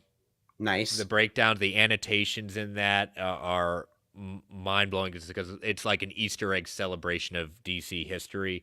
I And feel like then I'm like the only person that like everyone goes to Kingdom Come as like the go-to Alex Ross absolute, but like people like it's coming yeah, back into absolutely, print. But Justice League, yeah. World's Greatest Superheroes, which I bought on accident, Mhm. is It amazing. is. Oh yes, very much. But yeah, so Kingdom Come and then DC New Frontier, simply because again, the annotations in the back, the breakdowns, the interviews are just some of the stuff that's why, besides the oversized, seeing the art in that format, but getting those extras in there. That's why I like seeing overviews of absolutes that I'm on the fence about, because I need to see the extras, and if the extras are just so, like I've always Wait, is been there an absolute you need me to do an overview for, like, so you can see? not right now. I haven't. There's not one like. I've always been on the fence, and I've still have it in my cart one day. But I have the deluxe of Green Arrow, Green Lantern. The Heart Traveling Heroes. Hmm. But I wonder what'll when be I in the see Omni when I though. see the overview of it, it has the same exact content and the same exact extras as my deluxe edition, and I love the story. It's just like it's an out of print book, and it's just like I'm not sure I'm there yet. I'm not sure it's when I feel like I'm comfortable with a double dip on that. I got the absolute or of the Green Lantern Green Arrow thing because Barnes and Noble had it for $10 one day. So I Yeah, just bought 2 copies for me yeah, and Jordan, and they had Preacher for $10, but they wouldn't fulfill my order. yeah. But I don't think Kingdom comes out of print. I'm not sure. I don't think it Kingdom, is. I've seen Kingdom come out at places. Yeah, Um, but maybe it's not at our sponsor Organic Price Books, but we can check. yeah. Justice League World's Greatest Superheroes is good. I would say like if I were to rank them, Kingdom Come, I don't know. Kingdom Come has so much thought behind it. See, Kingdom Come, I think I would prefer an annotated edition of Kingdom Come or New Frontier. Like, have you ever read any of the annotated editions of books? I have read annotated novel of Okay. American Gods by Neil Gaiman. Ooh, I only know like I think I watched the first episode of that TV show and I was like, I made it like halfway through and it That's was, another one, like Grant Morrison, Neil Gaiman. They're yeah, on a whole different yeah. plane. But I've read annotated Sandman, the first one, and I've read annotated most of annotated Watchmen, and like it is insane because like every little detail has like an essay of subtext behind it. Like it's wild, absolutely Mhm. wild. I, Um, I'll say another they're an absolute format, but some of my favorite kind of oversized wear are the Parker, the Martini edition, and Last Nice, which I Call. just got volume 1 finally. Good. It was out of print, but I got it on Amazon for like $50. Yeah, Which that is that fair. that's eventually gonna go out of print Though if it hasn't already. it was out of print already, Okay. but like Amazon restocked like 4 copies. But don't like how those books look together though. Yeah, they didn't necessarily. If you're kind of like wanting to have it like they should have kept it in a certain kind of format where it looks like Like, similar. yeah. Um, How do you store yours? what do you, If you're a Calyx man like you're like myself. my absolutes are not in a Calyx. They're in a different kind of bookshelf right now, and Nice. some of them are right on the shelf because I've now over that shelf is full. But some of them didn't even fit. Like Life and Times of Scrooge McDuck is probably one of my favorite collected editions of all time. Mhm. That huge oversized thing that came out a couple of years ago. So Eh, I have those 4 up there, which are Life and Times of Scrooge McDuck, both Parkers and Grasscutter, which yeah, are the oops don't fit in the Calyx. and that was a dream meeting Don Rosa and getting him to sign that. That was such a treat. And he is also a frequent of Heroes Con. He loves Heroes Con. It's one of the best cons he ever goes to.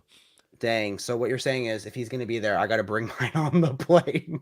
Well, you've got to make those hard choices. That's what I'm very curious on, how those hard choices you're going to make to what you're going to bring. Um, so let's see. Who's your favorite DC writer or writers? I mean, that's really hard to say, but I think currently, if it's like a mini series, I gotta go Tom King. Just the way he introspectively changes characters. I'm a really big fan of. Um, that's one of my go-tos. Non-living, Darwin Cook was always amazing. Neil Gaiman's Vertigo stuff was amazing. Alan Moore stuff was amazing. Um, James Tom Taylor. Tynion makes good stuff. Yeah, Tom Taylor. Oh my god, the way Tom Taylor revitalizes characters with so much positivity. Mm-hmm. Grant Morrison, of course, we've talked about how they are phenomenal. Like Animal Man is like one of my all-time favorite books, and I think it's just so well done. And that's one I did not get the Omni for because I have the 2 deluxe editions, and it actually has a little bit more extra content in the deluxe editions. Not much, but Even versus the reprint of the Omni. yes. Okay, because They didn't do anything different with the reprint. They just kept the same thing. I had the 2 deluxes, Mm-hmm. and I have a full run in single issues from like that. Wow. I found at some old guy's house. Mm-hmm. So, which I know sounds sketchy. Basically, I met this like old guy when I worked at Best Buy, and he was like, "You want to come search my long boxes? Most things are only $1." And then I would find something that I liked, and he'd whip out the comic collector's guide of 19. Did you mean to say whip it out or? Oh, no, I did. He whipped out of his pocket. He was rummaging his pocket, and it was like the comic collecting value guide of 1992 or something. Wow. Like it was like the comic almanac or something. And I got like my full run of Animal Man for like $1 a pop. Another one I have that same thing. I do not have the Omni of Morrison's JLA because I have them in the deluxe editions, and I prefer that format for those. What does that do with the Mark Waid like stuff? It actually issue 4. It includes. Yeah, it doesn't include that, but I mean, I have Tower of Babel that follows technically the fourth and final deluxe edition of the book. Nice. That's cool. Someone said, I've never owned a Marvel Gallery edition. I was really tempted though to get the Jeff Loeb Daredevil. I have God Loves Man Kills in Gallery edition. These are Meze Elite headphones from my work, which are uber expensive headphones that I'm borrowing for free. Perk of the job. Yep. Yeah, that's the only one I own in Gallery edition. I have a Treasury edition of The History of the Marvel Universe by Mark Waid. Dang. And then the Treasury edition of... I can't believe I didn't say Mark Waid is one of my favorite DC writers. Like, their current stuff is like my favorite ongoing stuff right now. Oh, World's Finest with Dan Moore. Dan Moore is like one of my favorite artists. Absolutely. Yeah. I read the first one, and I have the other ones. I have volume 2, and I have Batman and Robin, or Batman versus Robin. I almost bought that Gallery edition. I found it online at below cover, and then I found out it's in the omnibus that I have. Yeah. I mean, it's just a matter of the format. If you want it in that really, really oversized format and you just love that story, yeah, get it. I mean, I got God Loves Man Kills, even though it's in, Uncanny 3, but I love that story. So. I think this was asked a few times today. What omnis have you read that were duds, but people really love? I mean, I'm still going to say Authority, even though that's not an omni. That were duds. I'm using yeah, it's plugged into my blue sound, not my blue. It's plugged into a Cobalt Dragonfly, into a like $4 1/4" to 3.5 millimeter adapter. It's hard to say. Like, I mean, duds is just, it's very subjective. Yeah, I don't own, and it's also super dismissive. I almost never talk about books I don't like. Well, in the sense of I mean, again, like I said, I mean, I wouldn't call it a dud. It's just of its time. Like the first 2 volumes of X-Men, it's hard to say it's a dud. It's just not the greatest in thinking of this time. In the time it was written, it was okay, but there was a reason that the series was canceled. It just wasn't written well. So I guess you can say dud in that sense, but from a history standpoint, it matters to me just because like this is a team that I've grown to love and was one of the reasons I continue to collect comics to this day. So, to answer your question, one of my most recent videos is top 10 Batman stories, so that might be something good to read. The Jeff Loeb one, I think, is amazing. Black Mirror, which we've talked about, Scott Snyder. The Rise and Fall of the Batman is phenomenal. If you want a Bat family book. And Yeah, there's so many. The Paul Dini one is great if you want that. Oh, Batman the animated series one is phenomenal. There's so many good Batman ones. And oh my gosh, some of the comments I got on that Batman video, people love their Batman, you know. And again, it's like They'll have an opinion. I didn't want to be that creator that goes, guys, this is my personal list, so don't come at me if you don't agree. You know, I welcome a debate, but like, oh my gosh, some people. Did you say he's a 6 out of a 10 cult detective? What is that from? Or is that? I don't want to name names. I'm sorry. Oh no. Okay, tell me in the private chat later. Oh, you know who I'm talking about. Oh, no, I'm just kidding, dude. I was about to say, please tell me you know who I'm talking about. Okay, one that people got upset that was not on my list is I don't personally like the Killing Joke anymore, and a lot of people were upset that I had omitted the Killing Joke. I think if you love the Killing Joke, it's worth it to read Alan Moore's current thoughts on how the story has aged. You know. We covered that in World's Finest. It was one of my good friends, Meg. That was her first appearance on it, and she chose it, and she gives a very nuanced take on why she considers it one of her favorites. And again, there's controversy with that, and it's one of those stories that will always spark debate. Yeah. You know. I mean, I own the Absolute because I got it for too. because it was like $15 or it was so cheap. Oh my gosh, like it was one of the cheapest Absolutes to ever get. Yeah, I wish. Yeah, but I prefer Three Jokers over the Killing Joke, and I that's my crazy take. That is a very hot take there. Wow. I don't know. I don't know. Like, I feel like as a character, like the Killing, like the Three Jokers, like Barbara Gordon rises above her pain, and she shows that it shows heroes' scars, and it shows them persevering through the pain and everything they've been through versus making her just a victim. But see, even though I bought it at that point, it was a good price because I really love the art. I think there's certain aspects of the story I do appreciate, despite Jeff Johns. I have a very troubled history in the sense of Jeff Johns because of the controversies behind the scenes stuff that he's involved in at that point, like the Justice League stuff, and even before that, there's enough like ickiness with Jeff Johns even before that's even there. But separating the art from the artist in that sense, like it still felt that they needed to be a couple more issues longer to flesh out the story because it felt rushed at the end where they could have spent more time getting to that payoff at the end. Like I think the conversation that Joker has with Batman is something very, very good, but the way they got to that seemed too rushed, and it didn't feel as earned as it could have been if they put it in like a 2 issues, no more than 3 longer. Yeah, that's fair. Again, I don't think it's an amazing story. That just shows it was more so showing you how low I put Killing Joke. Yeah, again, it was yeah. And again, at least I'm honest. You know what I mean? I'm nothing but an honest content creator. And the thing was, when it comes to things like that, like I talk about it with people when we talk about remakes and things like that, like, oh, how they dare they remake it's not original and things like that. It's like, one, you don't have to watch it. You don't have to do it. And you know what's not going to happen? See, it's still on my shelf. I still own it.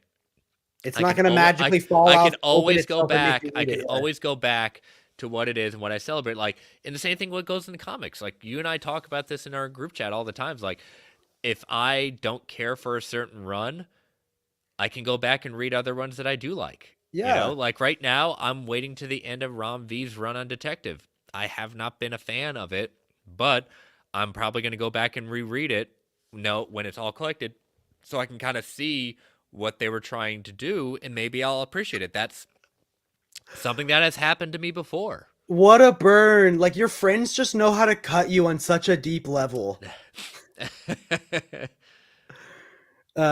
Superman by Bendis. That was when I was reading single issues, and that was disappointing for me.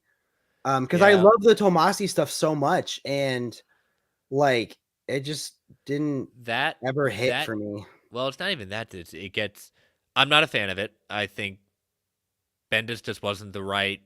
I do believe he does. I can't say that he doesn't love the character of Superman. That's not.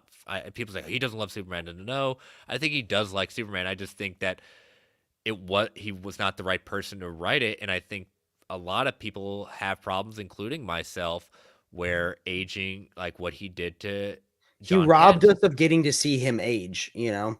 Like, And I understand like they had an idea at the time, but there was so much of that. Like a friend of mine is reading it now, and I just said, "Good luck to you." yeah. You know, it's just I've yet to meet someone that likes it, and I wouldn't be the person like, "How dare you like this?" I'd be very curious to hear why they like it because I want to see if I'm missing something. Because I'm never going to be the person to say, "Oh, you're wrong." I said, "Really, tell me, like, what about it?" Like, because I want to know. I guess that makes me think of this interesting question of Bendis has his very distinct style. The way his characters speak and the way they act is very distinct. If you could have picked any DC character for him to come on and that be the start of his time at DC, who would you have picked?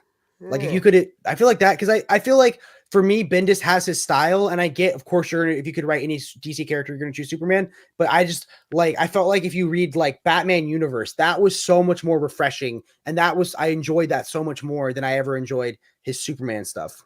I would say I would like to see him on Green Arrow. He's a talker. So is Yeah. Bendis. You know? Yeah. I feel like maybe like something more obscure, like a Plastic Man or something, or Elongated Man. Maybe a Flash, like a Wally West thing could have been cool, but I don't know. I mean, that I'm not saying wrong. That one, I don't no, know. you're like, I'm not saying you're wrong, but you're wrong. That's strike two. That's just one. I was like, I don't know. I'd be the first person to say, let me at least read it first, and then I'll let you know my opinion. You know, that's the story that you like. it's perfectly fine. I really don't get.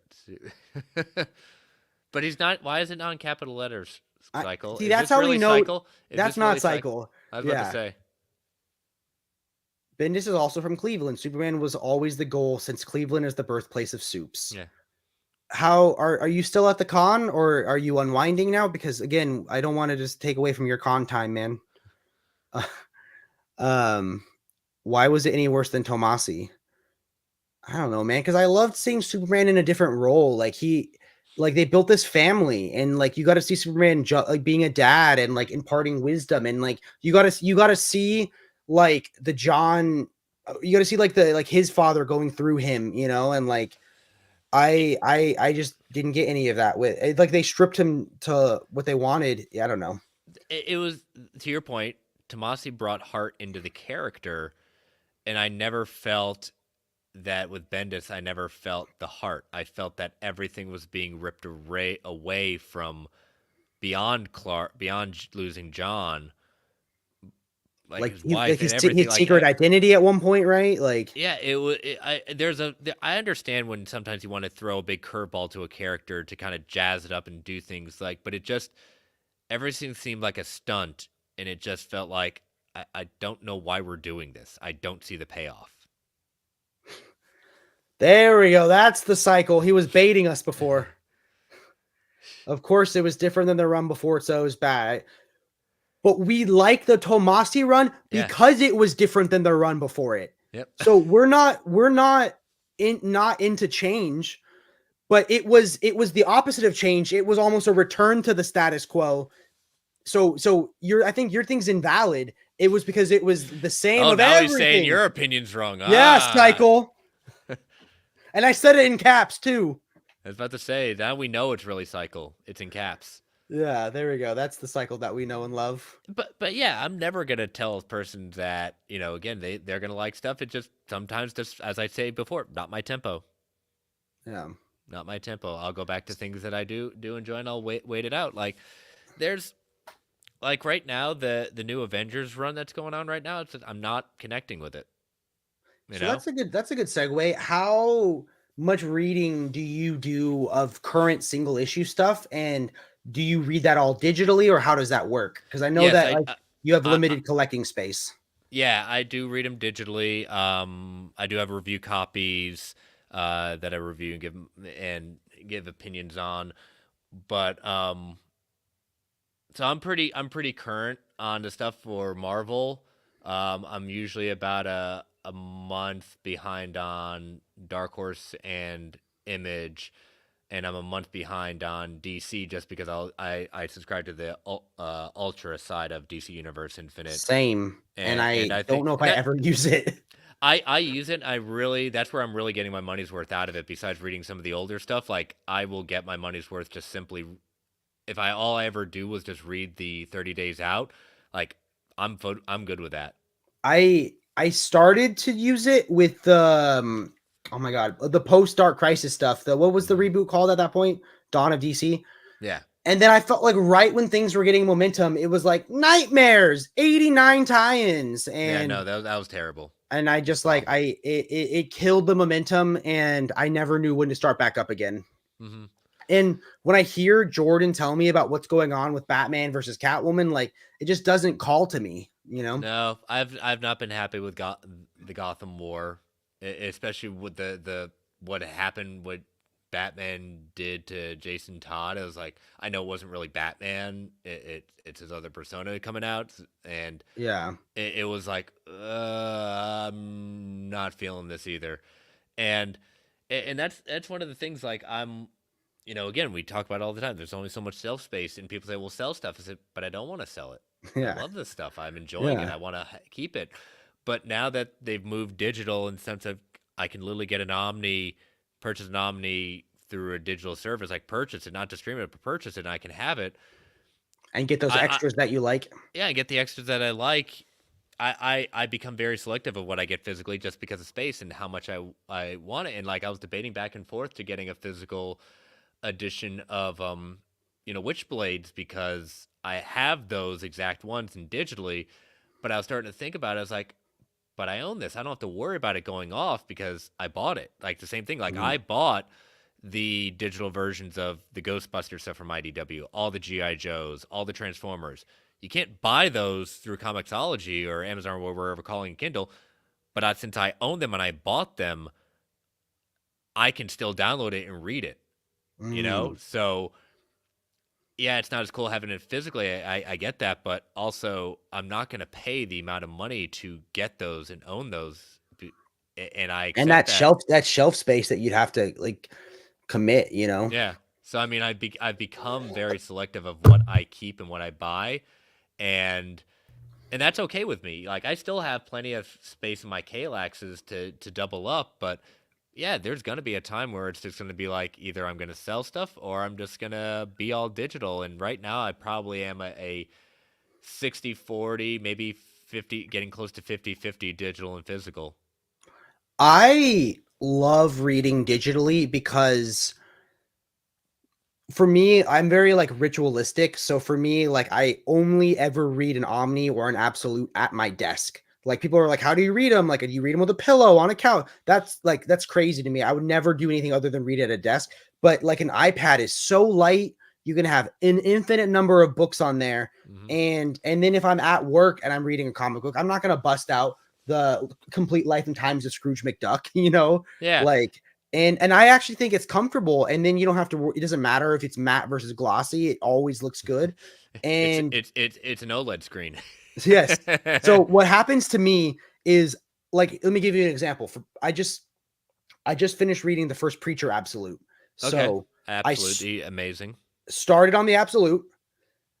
Then I did the middle in the on the iPad because it's on DC Universe. So I had to find my place because instead of it being under absolutes, it's under like the deluxe editions on the Yeah. DC Hmm. Universe app. So I Yep. had to find my place. And then I didn't want to have to go back and find my place back in the absolute. So I finished like I got finished with, yeah. Jake, you read the hard way. Yes. And then I had to find my place in the absolute to finish it. And it is just like I wish there was a better way. But Uh, to me, like I loved it. And I thought Preacher was phenomenal. And I there was something special about reading it in an absolute, and there was also something special about reading it on an almost 13-inch iPad screen, you know? Yeah, and I've coming up, I've got an episode I'm recording later this month that will come out in January about Batman Eternal. The guest has chosen Batman Eternal. That's 52 issues. I'm going to visit my in-laws in a couple of weeks for the week before Christmas in Florida.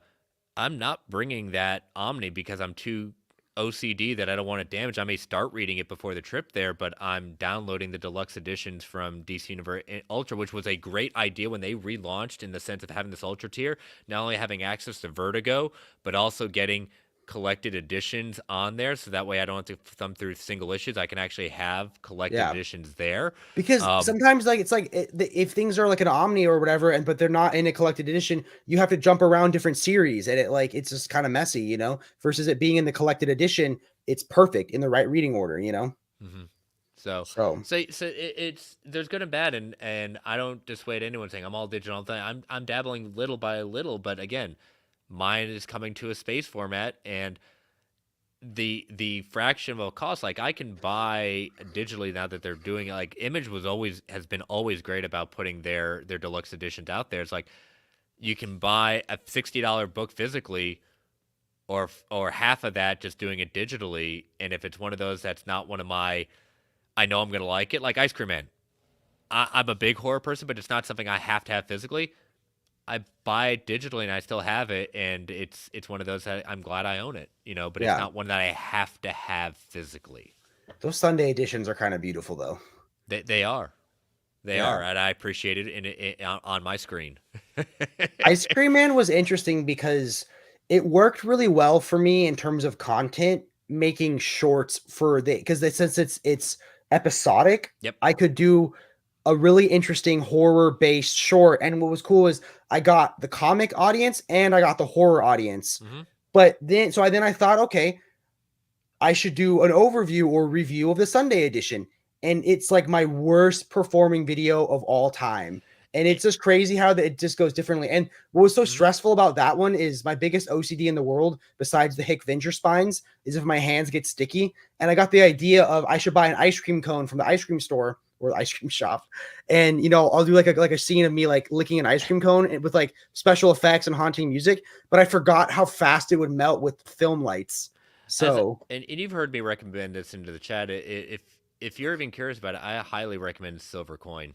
that's something I should check out. Yeah, just because it's anthology. It's just about this coin that kind of goes through different generations, things like that, and just like how it's affected people. But it's also cool in the sense of each issue is a different writer and a different artist taking it on. That is interesting. So you get some of the top kind of like horror writers or suspense writers doing this stuff with the kind of artists there. I really have always enjoyed the Silver Coin. That's interesting. So I like that. Why do I imagine it with that little silver coin that comes with the complete life and times of Scrooge McDuck? Yes, but this one has like an eye that is alive. So that's spooky. Yeah. That is spooky. It's kind of like a monkey's paw kind of story in the sense of. Let me Google it. Let me Google this so I don't forget about it. So it's silver coin. Yep, Silver Coin. What's the biggest edition I can buy it in? It's trade. Oh, those are actual coins. Yeah. I should have. No, you're not collecting silver coins. Okay. No, I'm not trying to trade a coin. Why can't I find it? New 50 coin wrappers. Trade. Oh, paperback. Okay. Yeah, trade paper. There we go. Wow. I had it. Oh, that cover though. What I would say for you, since you have it, like Hoopla, or I know Bunk was bullying me today because I don't have a library card anymore.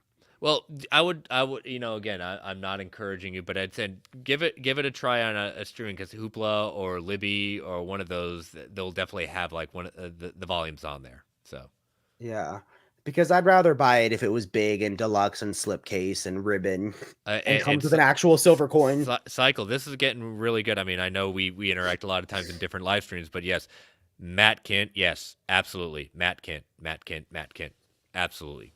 Fully agree. I'm a huge Matt Kent fan. He did say he was underwhelmed by the silver coin. That, I mean, again, I thought it was just creatively. I'm not one of these like it's the best of all time, but I like the kind of creative direction they did with it. So Uh, that's yeah. fun. So I'm torn, man. I'm reading Nice House on the Lake right now. That's my current read. Mhm. What's your current read? I am finishing up a reread. I'm on a reread of volume 3 of Criminal the Deluxe Edition. So I'm trying to wrap up my comic book challenge. I'm 100 issues away from my goal was 1,000 issues read by the end of the year. I'm now coming up on 2,000. So, um, Whoa. and my wife was just like, "Are you think you're gonna do it?" I said, "Well, honey, I'm about to read 52 issues for World's Finest, so I think I can do So that brings it." up a different question. How much is there a difference for you between reading something for work and reading something for yourself? And Yes. what is that difference for you? And how do you still enjoy it when you do have to when like because for me like I'll try never to do like three books for content in a Mhm. row. So I'll try to sneak in something for me. And it's hard because for me, I have this mentality of I always have to be producing. And I have to almost force myself to read for me. But that's how I relax and recharge, you know? Yeah, for me, yes, there is also a difference just because of how much work I do put into the show. Like I said, when the show originally started, it was bi-weekly, and just keeping up with the amount of research I do for the show and the reading, because again, this is probably the most amount I would have to read for World's Finest in 52 issues, and so it takes in the sense of like I have to get it done by a certain point.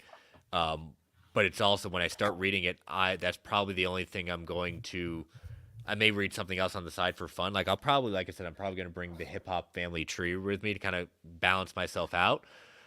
But it's not because I do enjoy reading it, but it's a different focus of like I have to kind of make sure that I'm keeping certain things in mind, like like I'm writing down questions to ask, or like not necessarily my favorite panels, but like maybe bring up this. What do you feel about this in case like we need a kind of a change in topic or things like that That because I've never even thought about that. It's like, yeah, I've never taken notes for a book I'm reading for me, but like for Nice House on the Lake, I'm like, oh, this is symbolism for this, or this is what I think it means. So like I have insightful things to say for next week.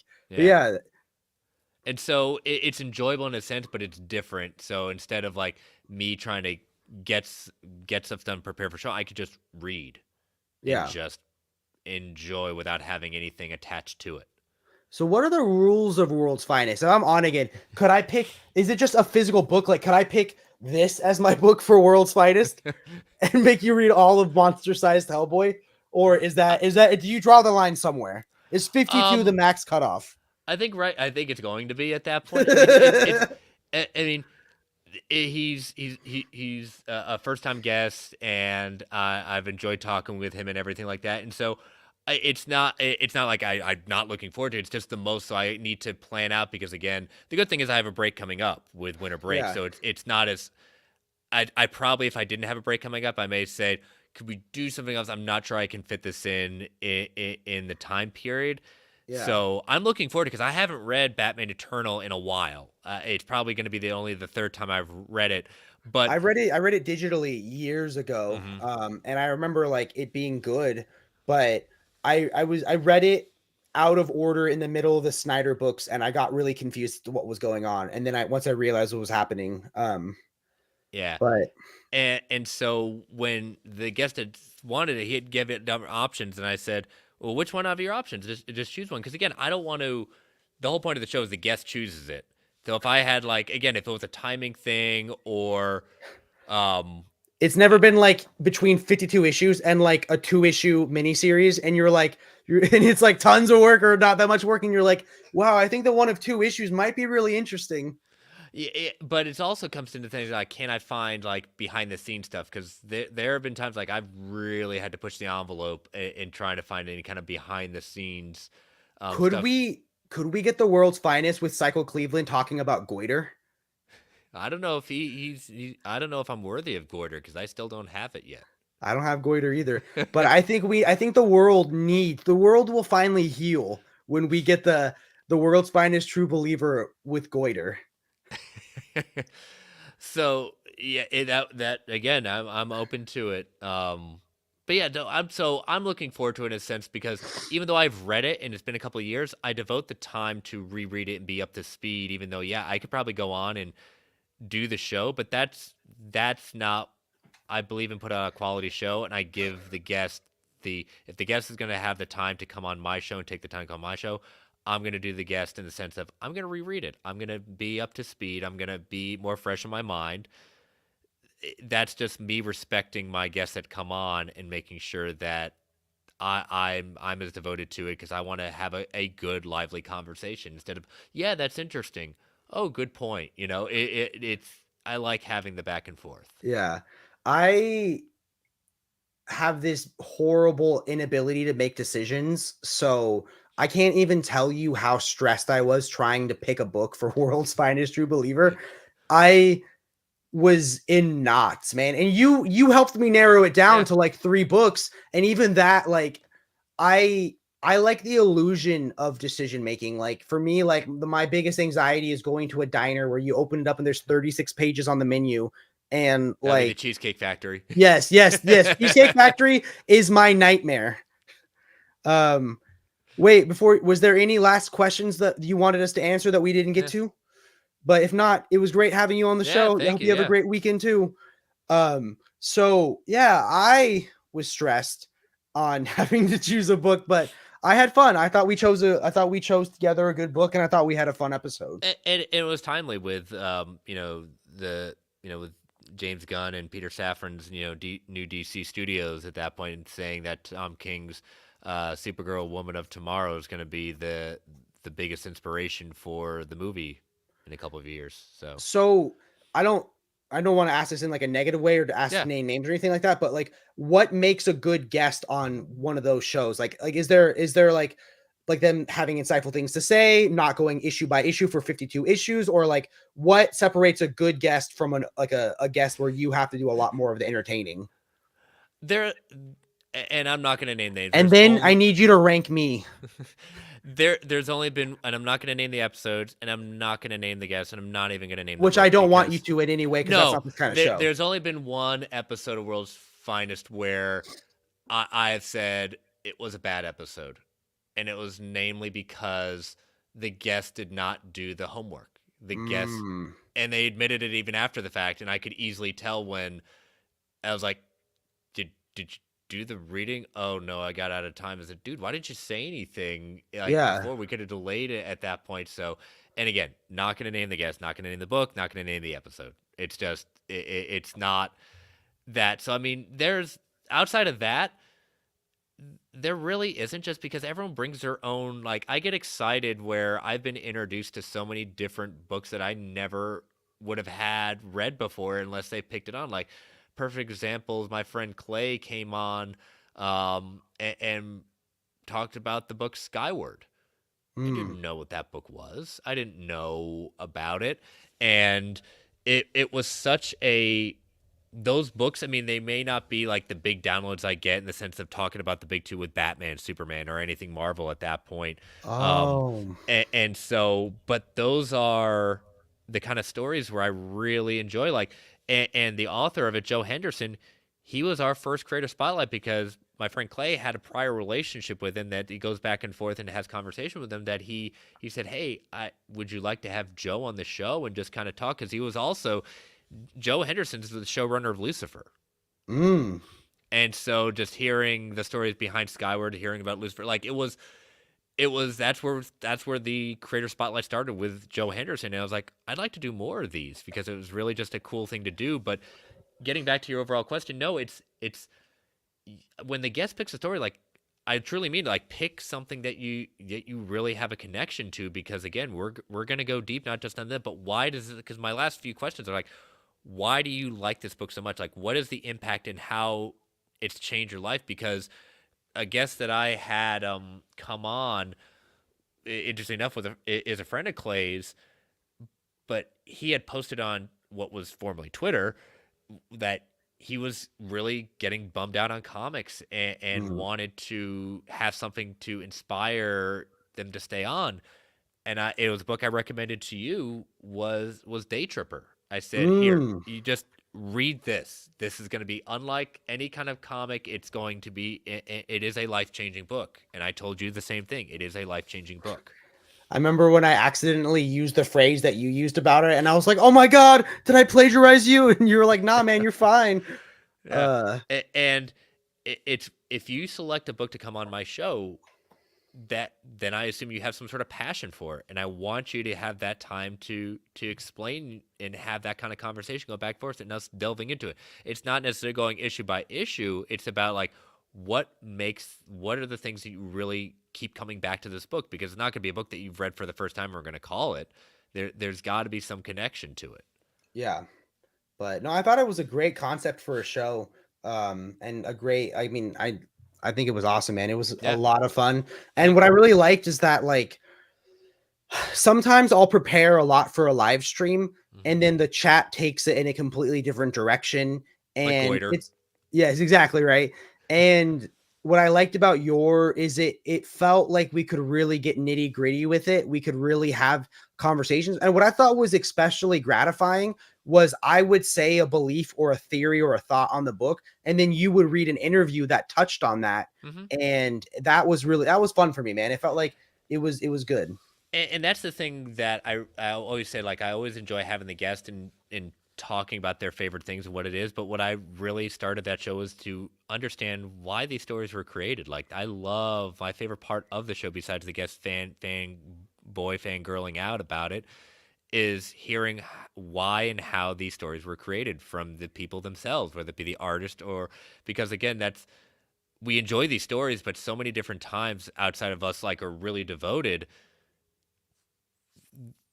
we just read it and we don't think two words, we don't think anything more of it. But sometimes there's these personal connections. Like, you read a lot from Scott Snyder, and how, like, just talking about when we covered witches on the show, and how deep of a connection, like why he created that story is something that you don't really fully get just reading the book, but you hear him explain like why witches is something very personal to him, more than just creating a scary story. It's just like, oh, I get it. I never really thought about it in that way. And so when you hear that, you look at the book in a very different perspective, and it gives you something to think about as well. That's one that my wife has read, because she only ever really reads horror comics, but I haven't read it. So do you have a quick like 30-second recap on why that book was so personal for him?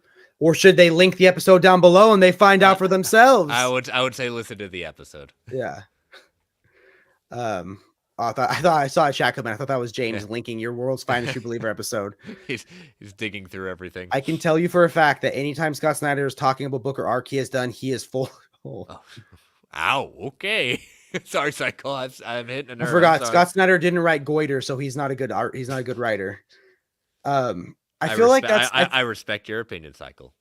That's what I thought was interesting about like anything that Tinian writes, is that like he always finds a way to like write himself into every book. So like when my wife was reading Something Stealing the Children, I was like, that character's based off of him, you know? And now I'm reading Nice House on the Lake. And again, there's another outsider, gay, dark-haired glasses character from Wisconsin. And it's like, he just writes himself. And I'm like, I love that. I saw him tweet the other day. He said, my therapist told me he finally read Nice House on the Lake. And I can't tell you what was better, the sigh he had or the smile when he started explaining it.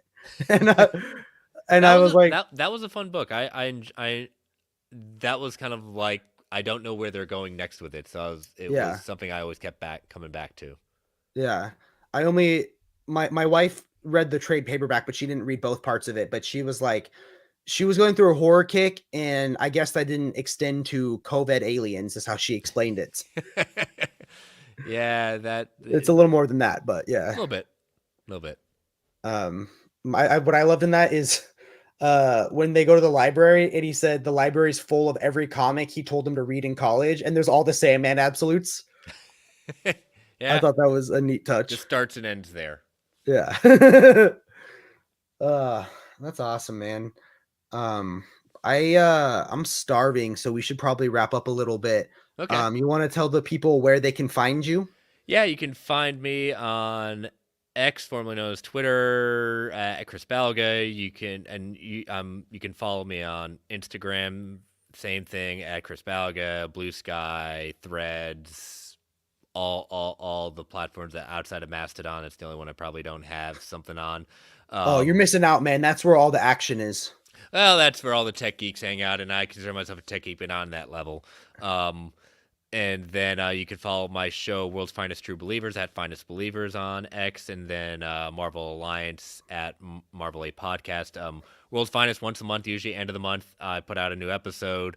And then Marvel Alliance, we go live on the Geekverse YouTube channel Thursday nights, 9:10 Eastern Standard Time, and audio drops on the feeds at Friday morning. So you just subscribe to Marvel Alliance. We got a separate solo feed, and then if you want to hear World's Finest, just subscribe to Geek Ultimate Alliance, and you'll get it there. Wait, there was one thing I wanted to talk about that we didn't get to. Let's talk about the Marvels. I loved it. I thought it was really good, and I know you enjoyed it, right? Like I don't know, man. Like, maybe it could have had like 15 extra minutes towards the end, but other than that, I thought it was a lot of fun. It was a fun movie, and Iman Vellani is a treasure, and this is something that they've pumped out. They've got a problem with pumping out too much content. The promotion of this, do I think that if the actor strike had ended before this, it could have moved the needle a little bit? I think yes, having all three of them promote the movie together, that would have been great. Get all three of them on Hot Ones. That would have been amazing to see that. Get all three of them on the creator spotlight. But they didn't give. We're at a point right now where they know it's going to drop on Disney Plus, and if you're not going to make it in the sense of, I'm not saying all movies have to be Endgame level, have to be like World End, like you have to see it. But if all you're getting from the trailers is this is like, I can wait. And to be honest, like I tell people what you think about it. I said I think it's fun. Do I need to see it in theaters? No, you don't need to see it in theaters. You really don't. And it's not a bad movie. It's just it's a movie, and it is a fun movie, but it's one of those where you say, why did Captain Marvel make $1 billion? Captain Marvel made $1 billion because it was sandwiched between Infinity War and Endgame, and they marketed it in the sense of, in order to appreciate Endgame, you need to see Captain Marvel. It's a different time. We didn't have the streaming platforms, and so they are going through what my co-host and I, Brent, really think that moving forward they should do with the next year. There is no DCEU movie. There's just Joker, which is Elseworlds. And the only Marvel movie coming out, and it's going to be late July, is Deadpool 3. So they need this break. Both those studios need this break to refocus. And I'm a firm believer that if Marvel is going to come back, they need no more than 2 movies and 2 shows a year. That's it. That's they don't fair. need any more. Because there's already a homework problem, but you have to give people a reason to want to come back into theaters when they already know it's going to drop on your platform within 90 days. Yeah. If you want them to do it, you got to give them a reason to go and see it.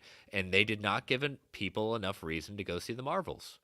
Yeah. And it sucked because for me, like, I loved the small human moments in the Marvels, and yes. I really enjoyed it. And the experience of seeing it with my wife was a blast. I got this like absurd $20 milkshake at the movie theater that had like cake in it that added to the movie, but like it was, I don't know, like for me, I love the stuff, like, because I love the Miss Marvel TV show. So like all of that stuff, like maybe people saw that without seeing the Miss Marvel show, because to me that added a ton to it, the stuff with her family.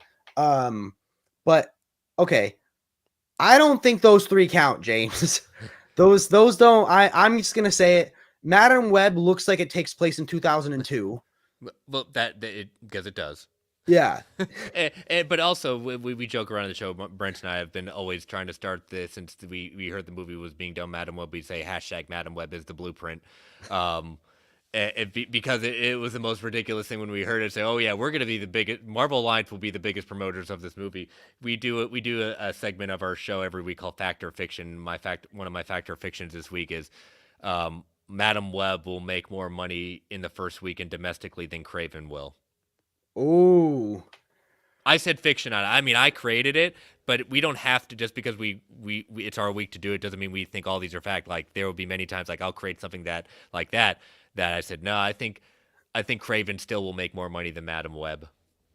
They'll both are gonna bomb in spectacular fashion, but it's Sony. I'm just outside of the animated side of Sony and Spider-Man.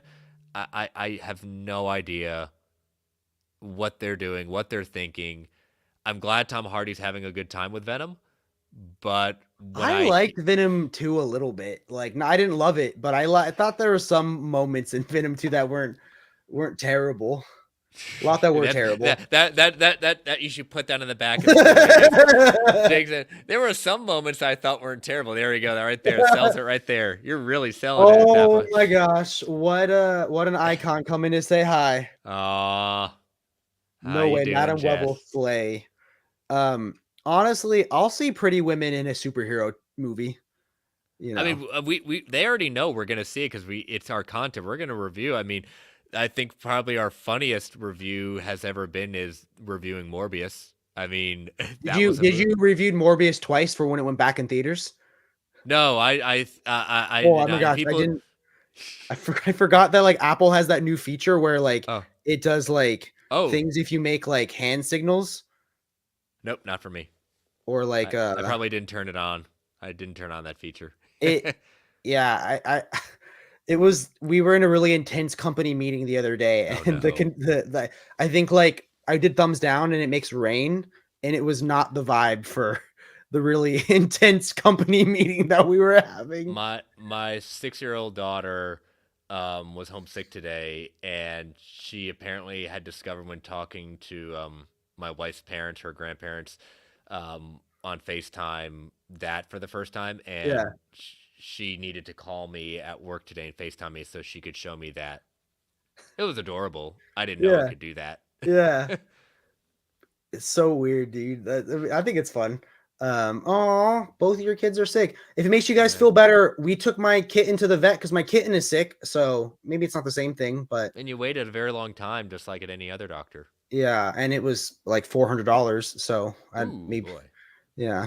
So one less Omni this month. No. Trade in the never. What do I have coming? I don't even know what I have coming. I think I have Ultimate Spider-Man 3. I have Batman Eternal, which I waited on because you believed in me and I was good. Mm-hmm. I have Wonder Woman. I have the Man of Steel. Yeah, I have the Man of Steel hardcovers.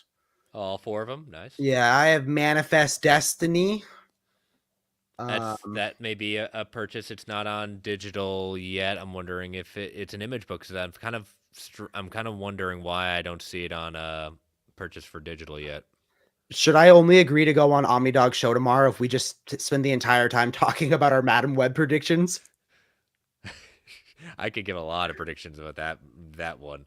It's the most Madam Web is my most anticipated movie. Fact or fiction? Fact for you, Jess. Absolute fact. But he's not going to see it until the last day it's in theaters, and he won't allow any of us to talk about it in the group chat because he doesn't want spoilers. But he's going to wait 4 months to go see it. And that's the fun part for me. Like there's stuff on the show that we talk about, like rumors and things like that, and there's stuff that I get told about, like, 'cause on the show people have decided to share things that they're in the industry and stuff like that. There's some things I know, there's some things I don't even tell my co-host about because I know he doesn't want to be spoiled on certain things, and the people that tell me the certain things, they like, do you want to know this? And sometimes I'll say yes and sometimes I'll say no. But we've never done Marvel Alliance in the sense like we're a scooper show.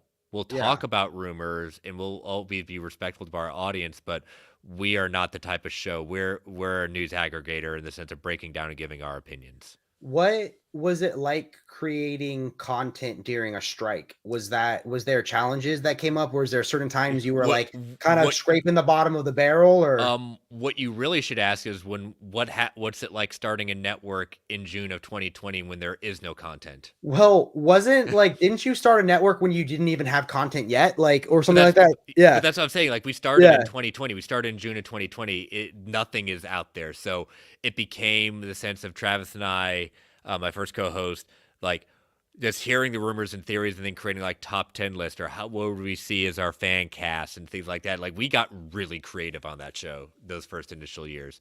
But our breakthrough moment on the show was where we really hit it big with Marvel Alliance was our review of Spider-Man No Way Home. Like Mm, that 2 years ago, we broke 1,000 downloads in 1 week. nice. Like we did not see that coming at all. And James, it, link his yeah, network down below. yep, And it's also in the description of the video.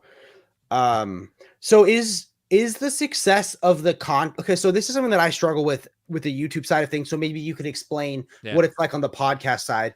Is that like I will put my heart and soul into a review video of a book I really love, and Mhm. no one will watch it. And then I'll make top 10 absolutes or top 10 omnibuses of Batman, and it does gangbusters. And it's like you kind of have to separate, like you can't, not everything can be a top 10 list because so you have to Yeah. separate like the content that's going to be big from the content that you do for yourself. So what dictates something being successful? Is it like you can talk about something smaller and indie and it's not going to pop off, but if you talk about in-game movie review, it explodes? Or like what dictates how something does in the podcast space? In the podcasting space, I'm just gonna focus on Oh, Marvel thank Alliance you, Bunk. I because watched the review video you put your heart into.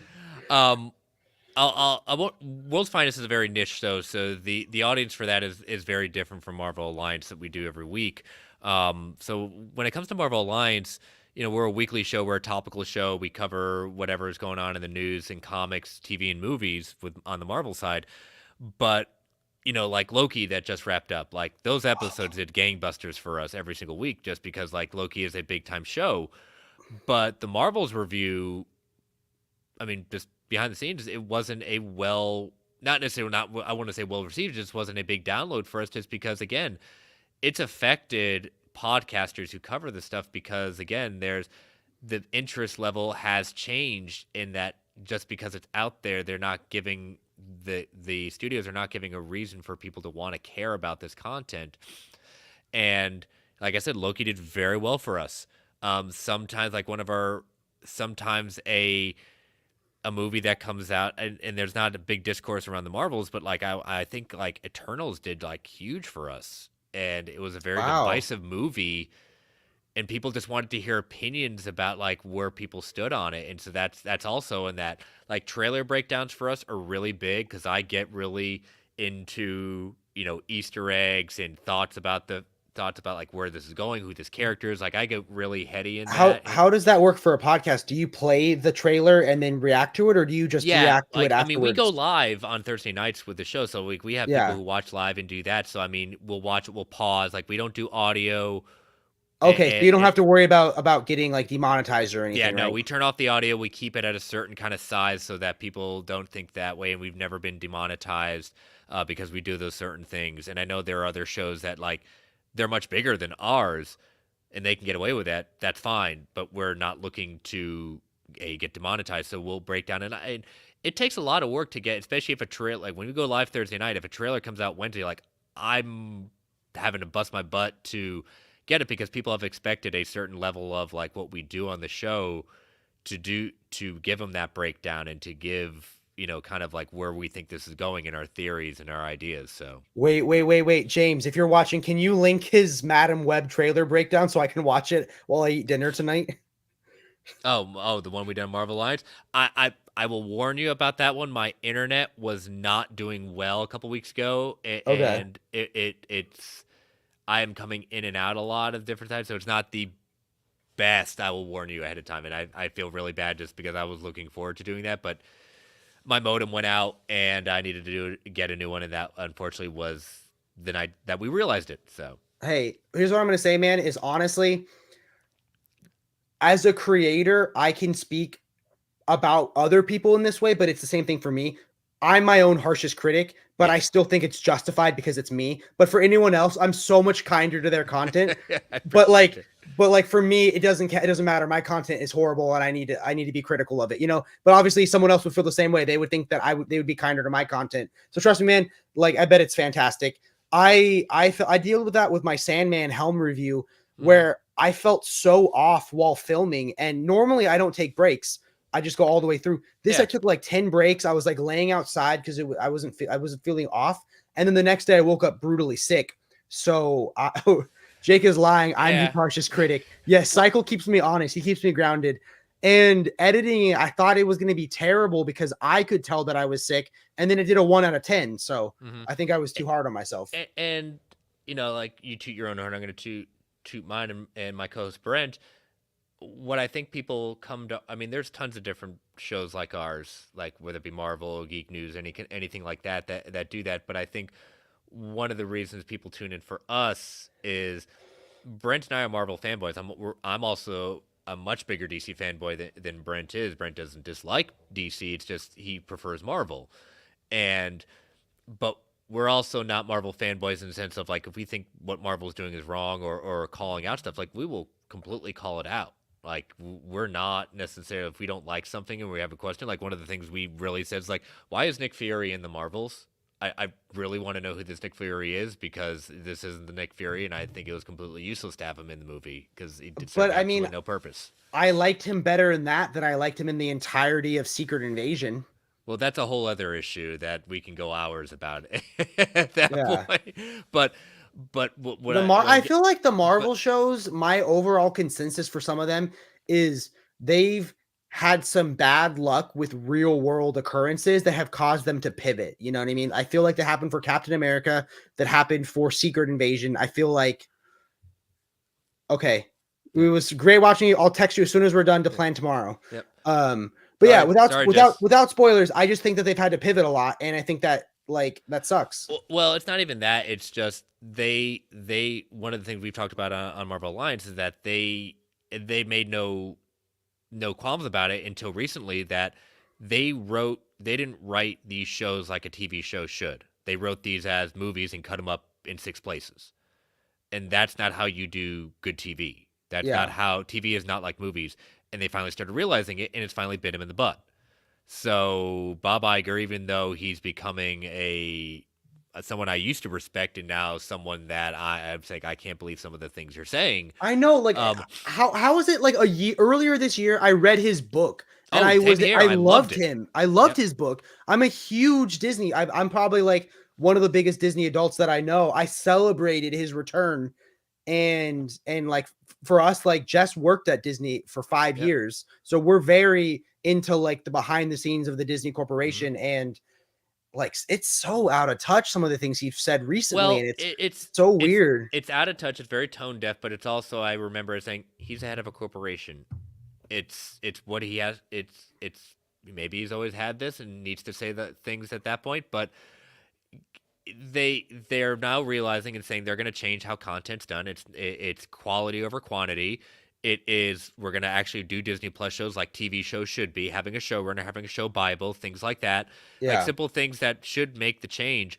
But getting back to like why people tune into us is just like we call things out when we see it, but we're also not like we're not doing clickbait. We're not doing like we're giving our honest opinions, but we're also being fans and respecting our fans in the sense of like we're people who listen to our shows that are huge into this as we are, and there were people that general audience that listen to us because they don't know this stuff, and so we also treat them with respect too, and saying that like Stanley always said, we treat everyone that opens an issue, it's their very first issue. We treat everyone who comes to Marvel Alliance that it's their first episode, so we want to Yeah. leave them always with a good impression.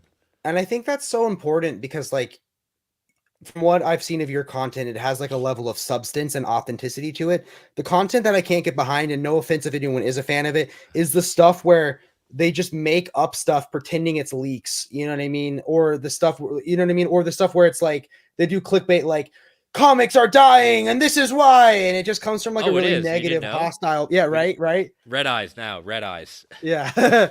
So I just feel like I don't know. I I think like in the what makes World's Finest amazing or awesome is because people are passionately talking about what they love. You on the Marvel show, you're talking about something that you most of the time love, but you're being authentic if there's something that you need that you don't like or something, you know. So there's a substance to that, like, and I think that's cool, man. And I think that people are obviously responding to it really well, Mhm. you know. No, we're very proud of it, and all the network shows, like there's a reason why what makes Geek Ultimate Alliance unique in the sense of like we have a show, we have a Star Wars based show, we have a DC show, we have a show based all around animation, we have a show based on Power Rangers, we have a show based on what my friend Joe's calls his show A Walk Through the Multiverse. It's everything that isn't those content that he covers, and that's hence why the multiverse. And so it's a very unique styling of network where we're just a bunch of fans who just want to talk and celebrate what we like and then call it the stuff we don't, but not like to the point of like just saying we hate it, how dare they, and it's woke and everything like that. No, Oh my God. we're just fans. Yeah. Yeah. I mean, So that other thing of just like, of comics like comics are political now. It's like everything has always been political, always, like I laughed really hard when I heard the other day people getting upset when Star Trek's too political and Doctor Who's way too didn't political. Star I Trek was like Star Trek had the first interracial kiss on television. If that's not pushing the envelope, I don't know what is. Well, I was just like, then you're thinking it's too political? Did you not see the beginning origin of the show? Have you never seen Doctor Who? And I'm a new Whovian in that sense, but I was like, I think they were always topical. I just don't think you just don't like the topics they're talking about now. Yeah. Like maybe they didn't change. Maybe you, yeah, I don't know, man. Yeah. I went in, yeah, so long story short, I love the Marvels. I thought it was fun. I thought there was obviously some things outside their control that they couldn't, but like the acting was infectious. I also thought like everyone was like, I feel a lot of people were saying, oh, like Brie Larson has no personality, Captain Marvel has no personality, so they let her have personality in a movie and they still weren't a fan. Like she got to actually have fun in that movie, Captain Marvel did. And like I don't know why that like wasn't, I don't know. Yeah, I mean, we do a Patreon, we have a Patreon, and Brent and I has kind of concluded, we decided for our Patreon for the last, now wrapping up of 2 years, we reviewed and re-reviewed all the Infinity Saga. And it's one of those things where we see exactly and like kind of look, and we did it in chronological order. Just because my Brent had never done it like that, and I've only done it once, and so it was kind of a different experience to him to see kind of in that way. But okay, hold on. Yeah. Cycle, I've said the name of his show. It is in the description. We have it linked down below. James has sent the link. The problem is he has like 16 shows. I'll say it again, Cycle, for you, because I like you, buddy. But can you say it in all caps? I don't like yelling because that doesn't go do good for for the honey voice. But Marvel Alliance, you can we're on the podcast feed. Just look up Marvel Alliance, or see the logo on the thumbnail that I made. A logo on the thumbnail, or for World's Finest True Believer Cycle. It's once a month, but you look up don't look up World's Finest True Believers because you're only going to find 2 episodes when it was a solo show. One of them's the intro to the show. One of them's to, hey, we're moving to Geek Ultimate Alliance. Go look up Geek Ultimate Alliance, and then you'll find World's Finest in the network feed there. I will do that if you send another carrier pigeon to me with a copy of Goiter. Yeah. Is it all about Marvel? Marvel Alliance is all about Marvel. World's Finest True Believers is all about comics of whatever the guest chooses. Which means if you ever get picked as a guest, Cycle, you could do Goiter, and it's just audio, so you don't have to worry about being on camera, which I know you don't want to do. That's true. That's true. So I don't even have to see your face. Plus, think of the reaction if Chris got Cycle as a guest before Jess ever did. Ooh, I don't know. That would be amazing. Jess might defriend me, even though I had nothing to do with it. I am down to only spare Goiter, and I'll take a French copy of Goiter. In French. Because for me, like, Goiter's about the art and the story, Like, I can't even say yes or no in the sense because I've never seen it. I gotta be honest. Even if I could get a copy of Goiter for free, I wouldn't do it because I want my Goiter to come from Cycle. Otherwise, it doesn't feel earned. That's true. He does have to gift it, and if you do get gifted it, you're in the circle of trust. Yeah, you could go under a pseudonym, and you could just be Goiter fanboy as the guest and talk about your Goiter. But I don't even know how you get a copy of Goiter. I don't think Goiter's digitally available. I doubt you're going to spring for all $7,000 worth of Goiter individual issues. So maybe I stop allowing him to come on your show, without footing the bill. So. We've come full circle in the sense of trying to get him on the show, saying so now trying to not get him on the show. I have digital goiter. That sounds like a disease. Yeah, I have digital goiter. I think I was gonna get that, but my Norton antivirus stopped it. I love you, Cycle. It wouldn't be the same. You do bring joy when I see you in the chat. Wait, is there really an all-in-one edition coming out soon? I still don't even believe it exists. I've seen Bunk and Omni have it, and it still doesn't feel real, man. I You got know? blisters on me finger. I understood that reference. Why do I vaguely understand that reference? What's that? Oh, that's like the guitarist guy, right? The guitarist guy. It's from one of the best. Guitarist guys. I've got blisters on me fingers. I think it's coming from Fantagraphics next year. I'm gonna search this. He's got to Goiter search it live. complete. Oh, I'm not going to tell him, Cycle. I'm not going to tell him, but I understood that reference. I see you. Total thyroidectomy. I was about to say, you're going to get Why am more I medical. Googling? Why am I having such bad luck? I Google silver coin and I start accidentally bidding on a silver auction. And now I think I booked a thyroidectomy. Show has taken a very interesting turn. Oh, the Beatles. Helter Skelter. Yeah. But he had to look it up, Cycle. We're from very different generations. We are. Yeah. But I'm also I'm about to turn 40 next year, so. Oh. I know Heck you're yeah. a baby. I think I'm 27. I always forget though what age I am. Once you're off your parents' insurance, it doesn't matter. You're all the same age. It goes like rent a car and then you coast on that insurance as long as possible. Yeah, I was not of the generation that got to stay on my parents' insurance. At 18, it's like, nope, you're done. Yeah. Okay. Again, I would have done a longer stream, but I had to take my cat to the vet. They're both really sick, and I haven't eaten dinner or lunch or anything today. So, one last time, the name of your show, where they can find you. You can find me on the Geek Ultimate Alliance network on any of your podcatchers of choice. Look up Geek Ultimate Alliance, you'll find me there. Marvel Alliance, look up Marvel Alliance, you'll find that in any podcatcher of choice as well. And again, What? World's Finest True Believers is on Geek Ultimate Alliance. Just look up Geek Ultimate Alliance. Why is Cycle criticizing my headphones? And doesn't know, cancel him. Well, I don't believe in cancel culture. I do believe in consequence culture, so he may have consequences. Okay, is it worse to cancel me because I didn't understand this obscure Beatle reference, or because I think Three Jokers is better than Killing Joke? There's a lot to deconstruct with both those statements. And on that, guys, this was just a fun, casual comic talk interview. Everyone subscribe to the Brave and the Boys. We do shorts, we do interviews, we do basically I'm trying to do more live streams because I have more free time now. I'm taking a break from school. I have a new work schedule, so I'm trying to do 3 to 4 a month. So everyone keep reading and stay brave. Bye-bye.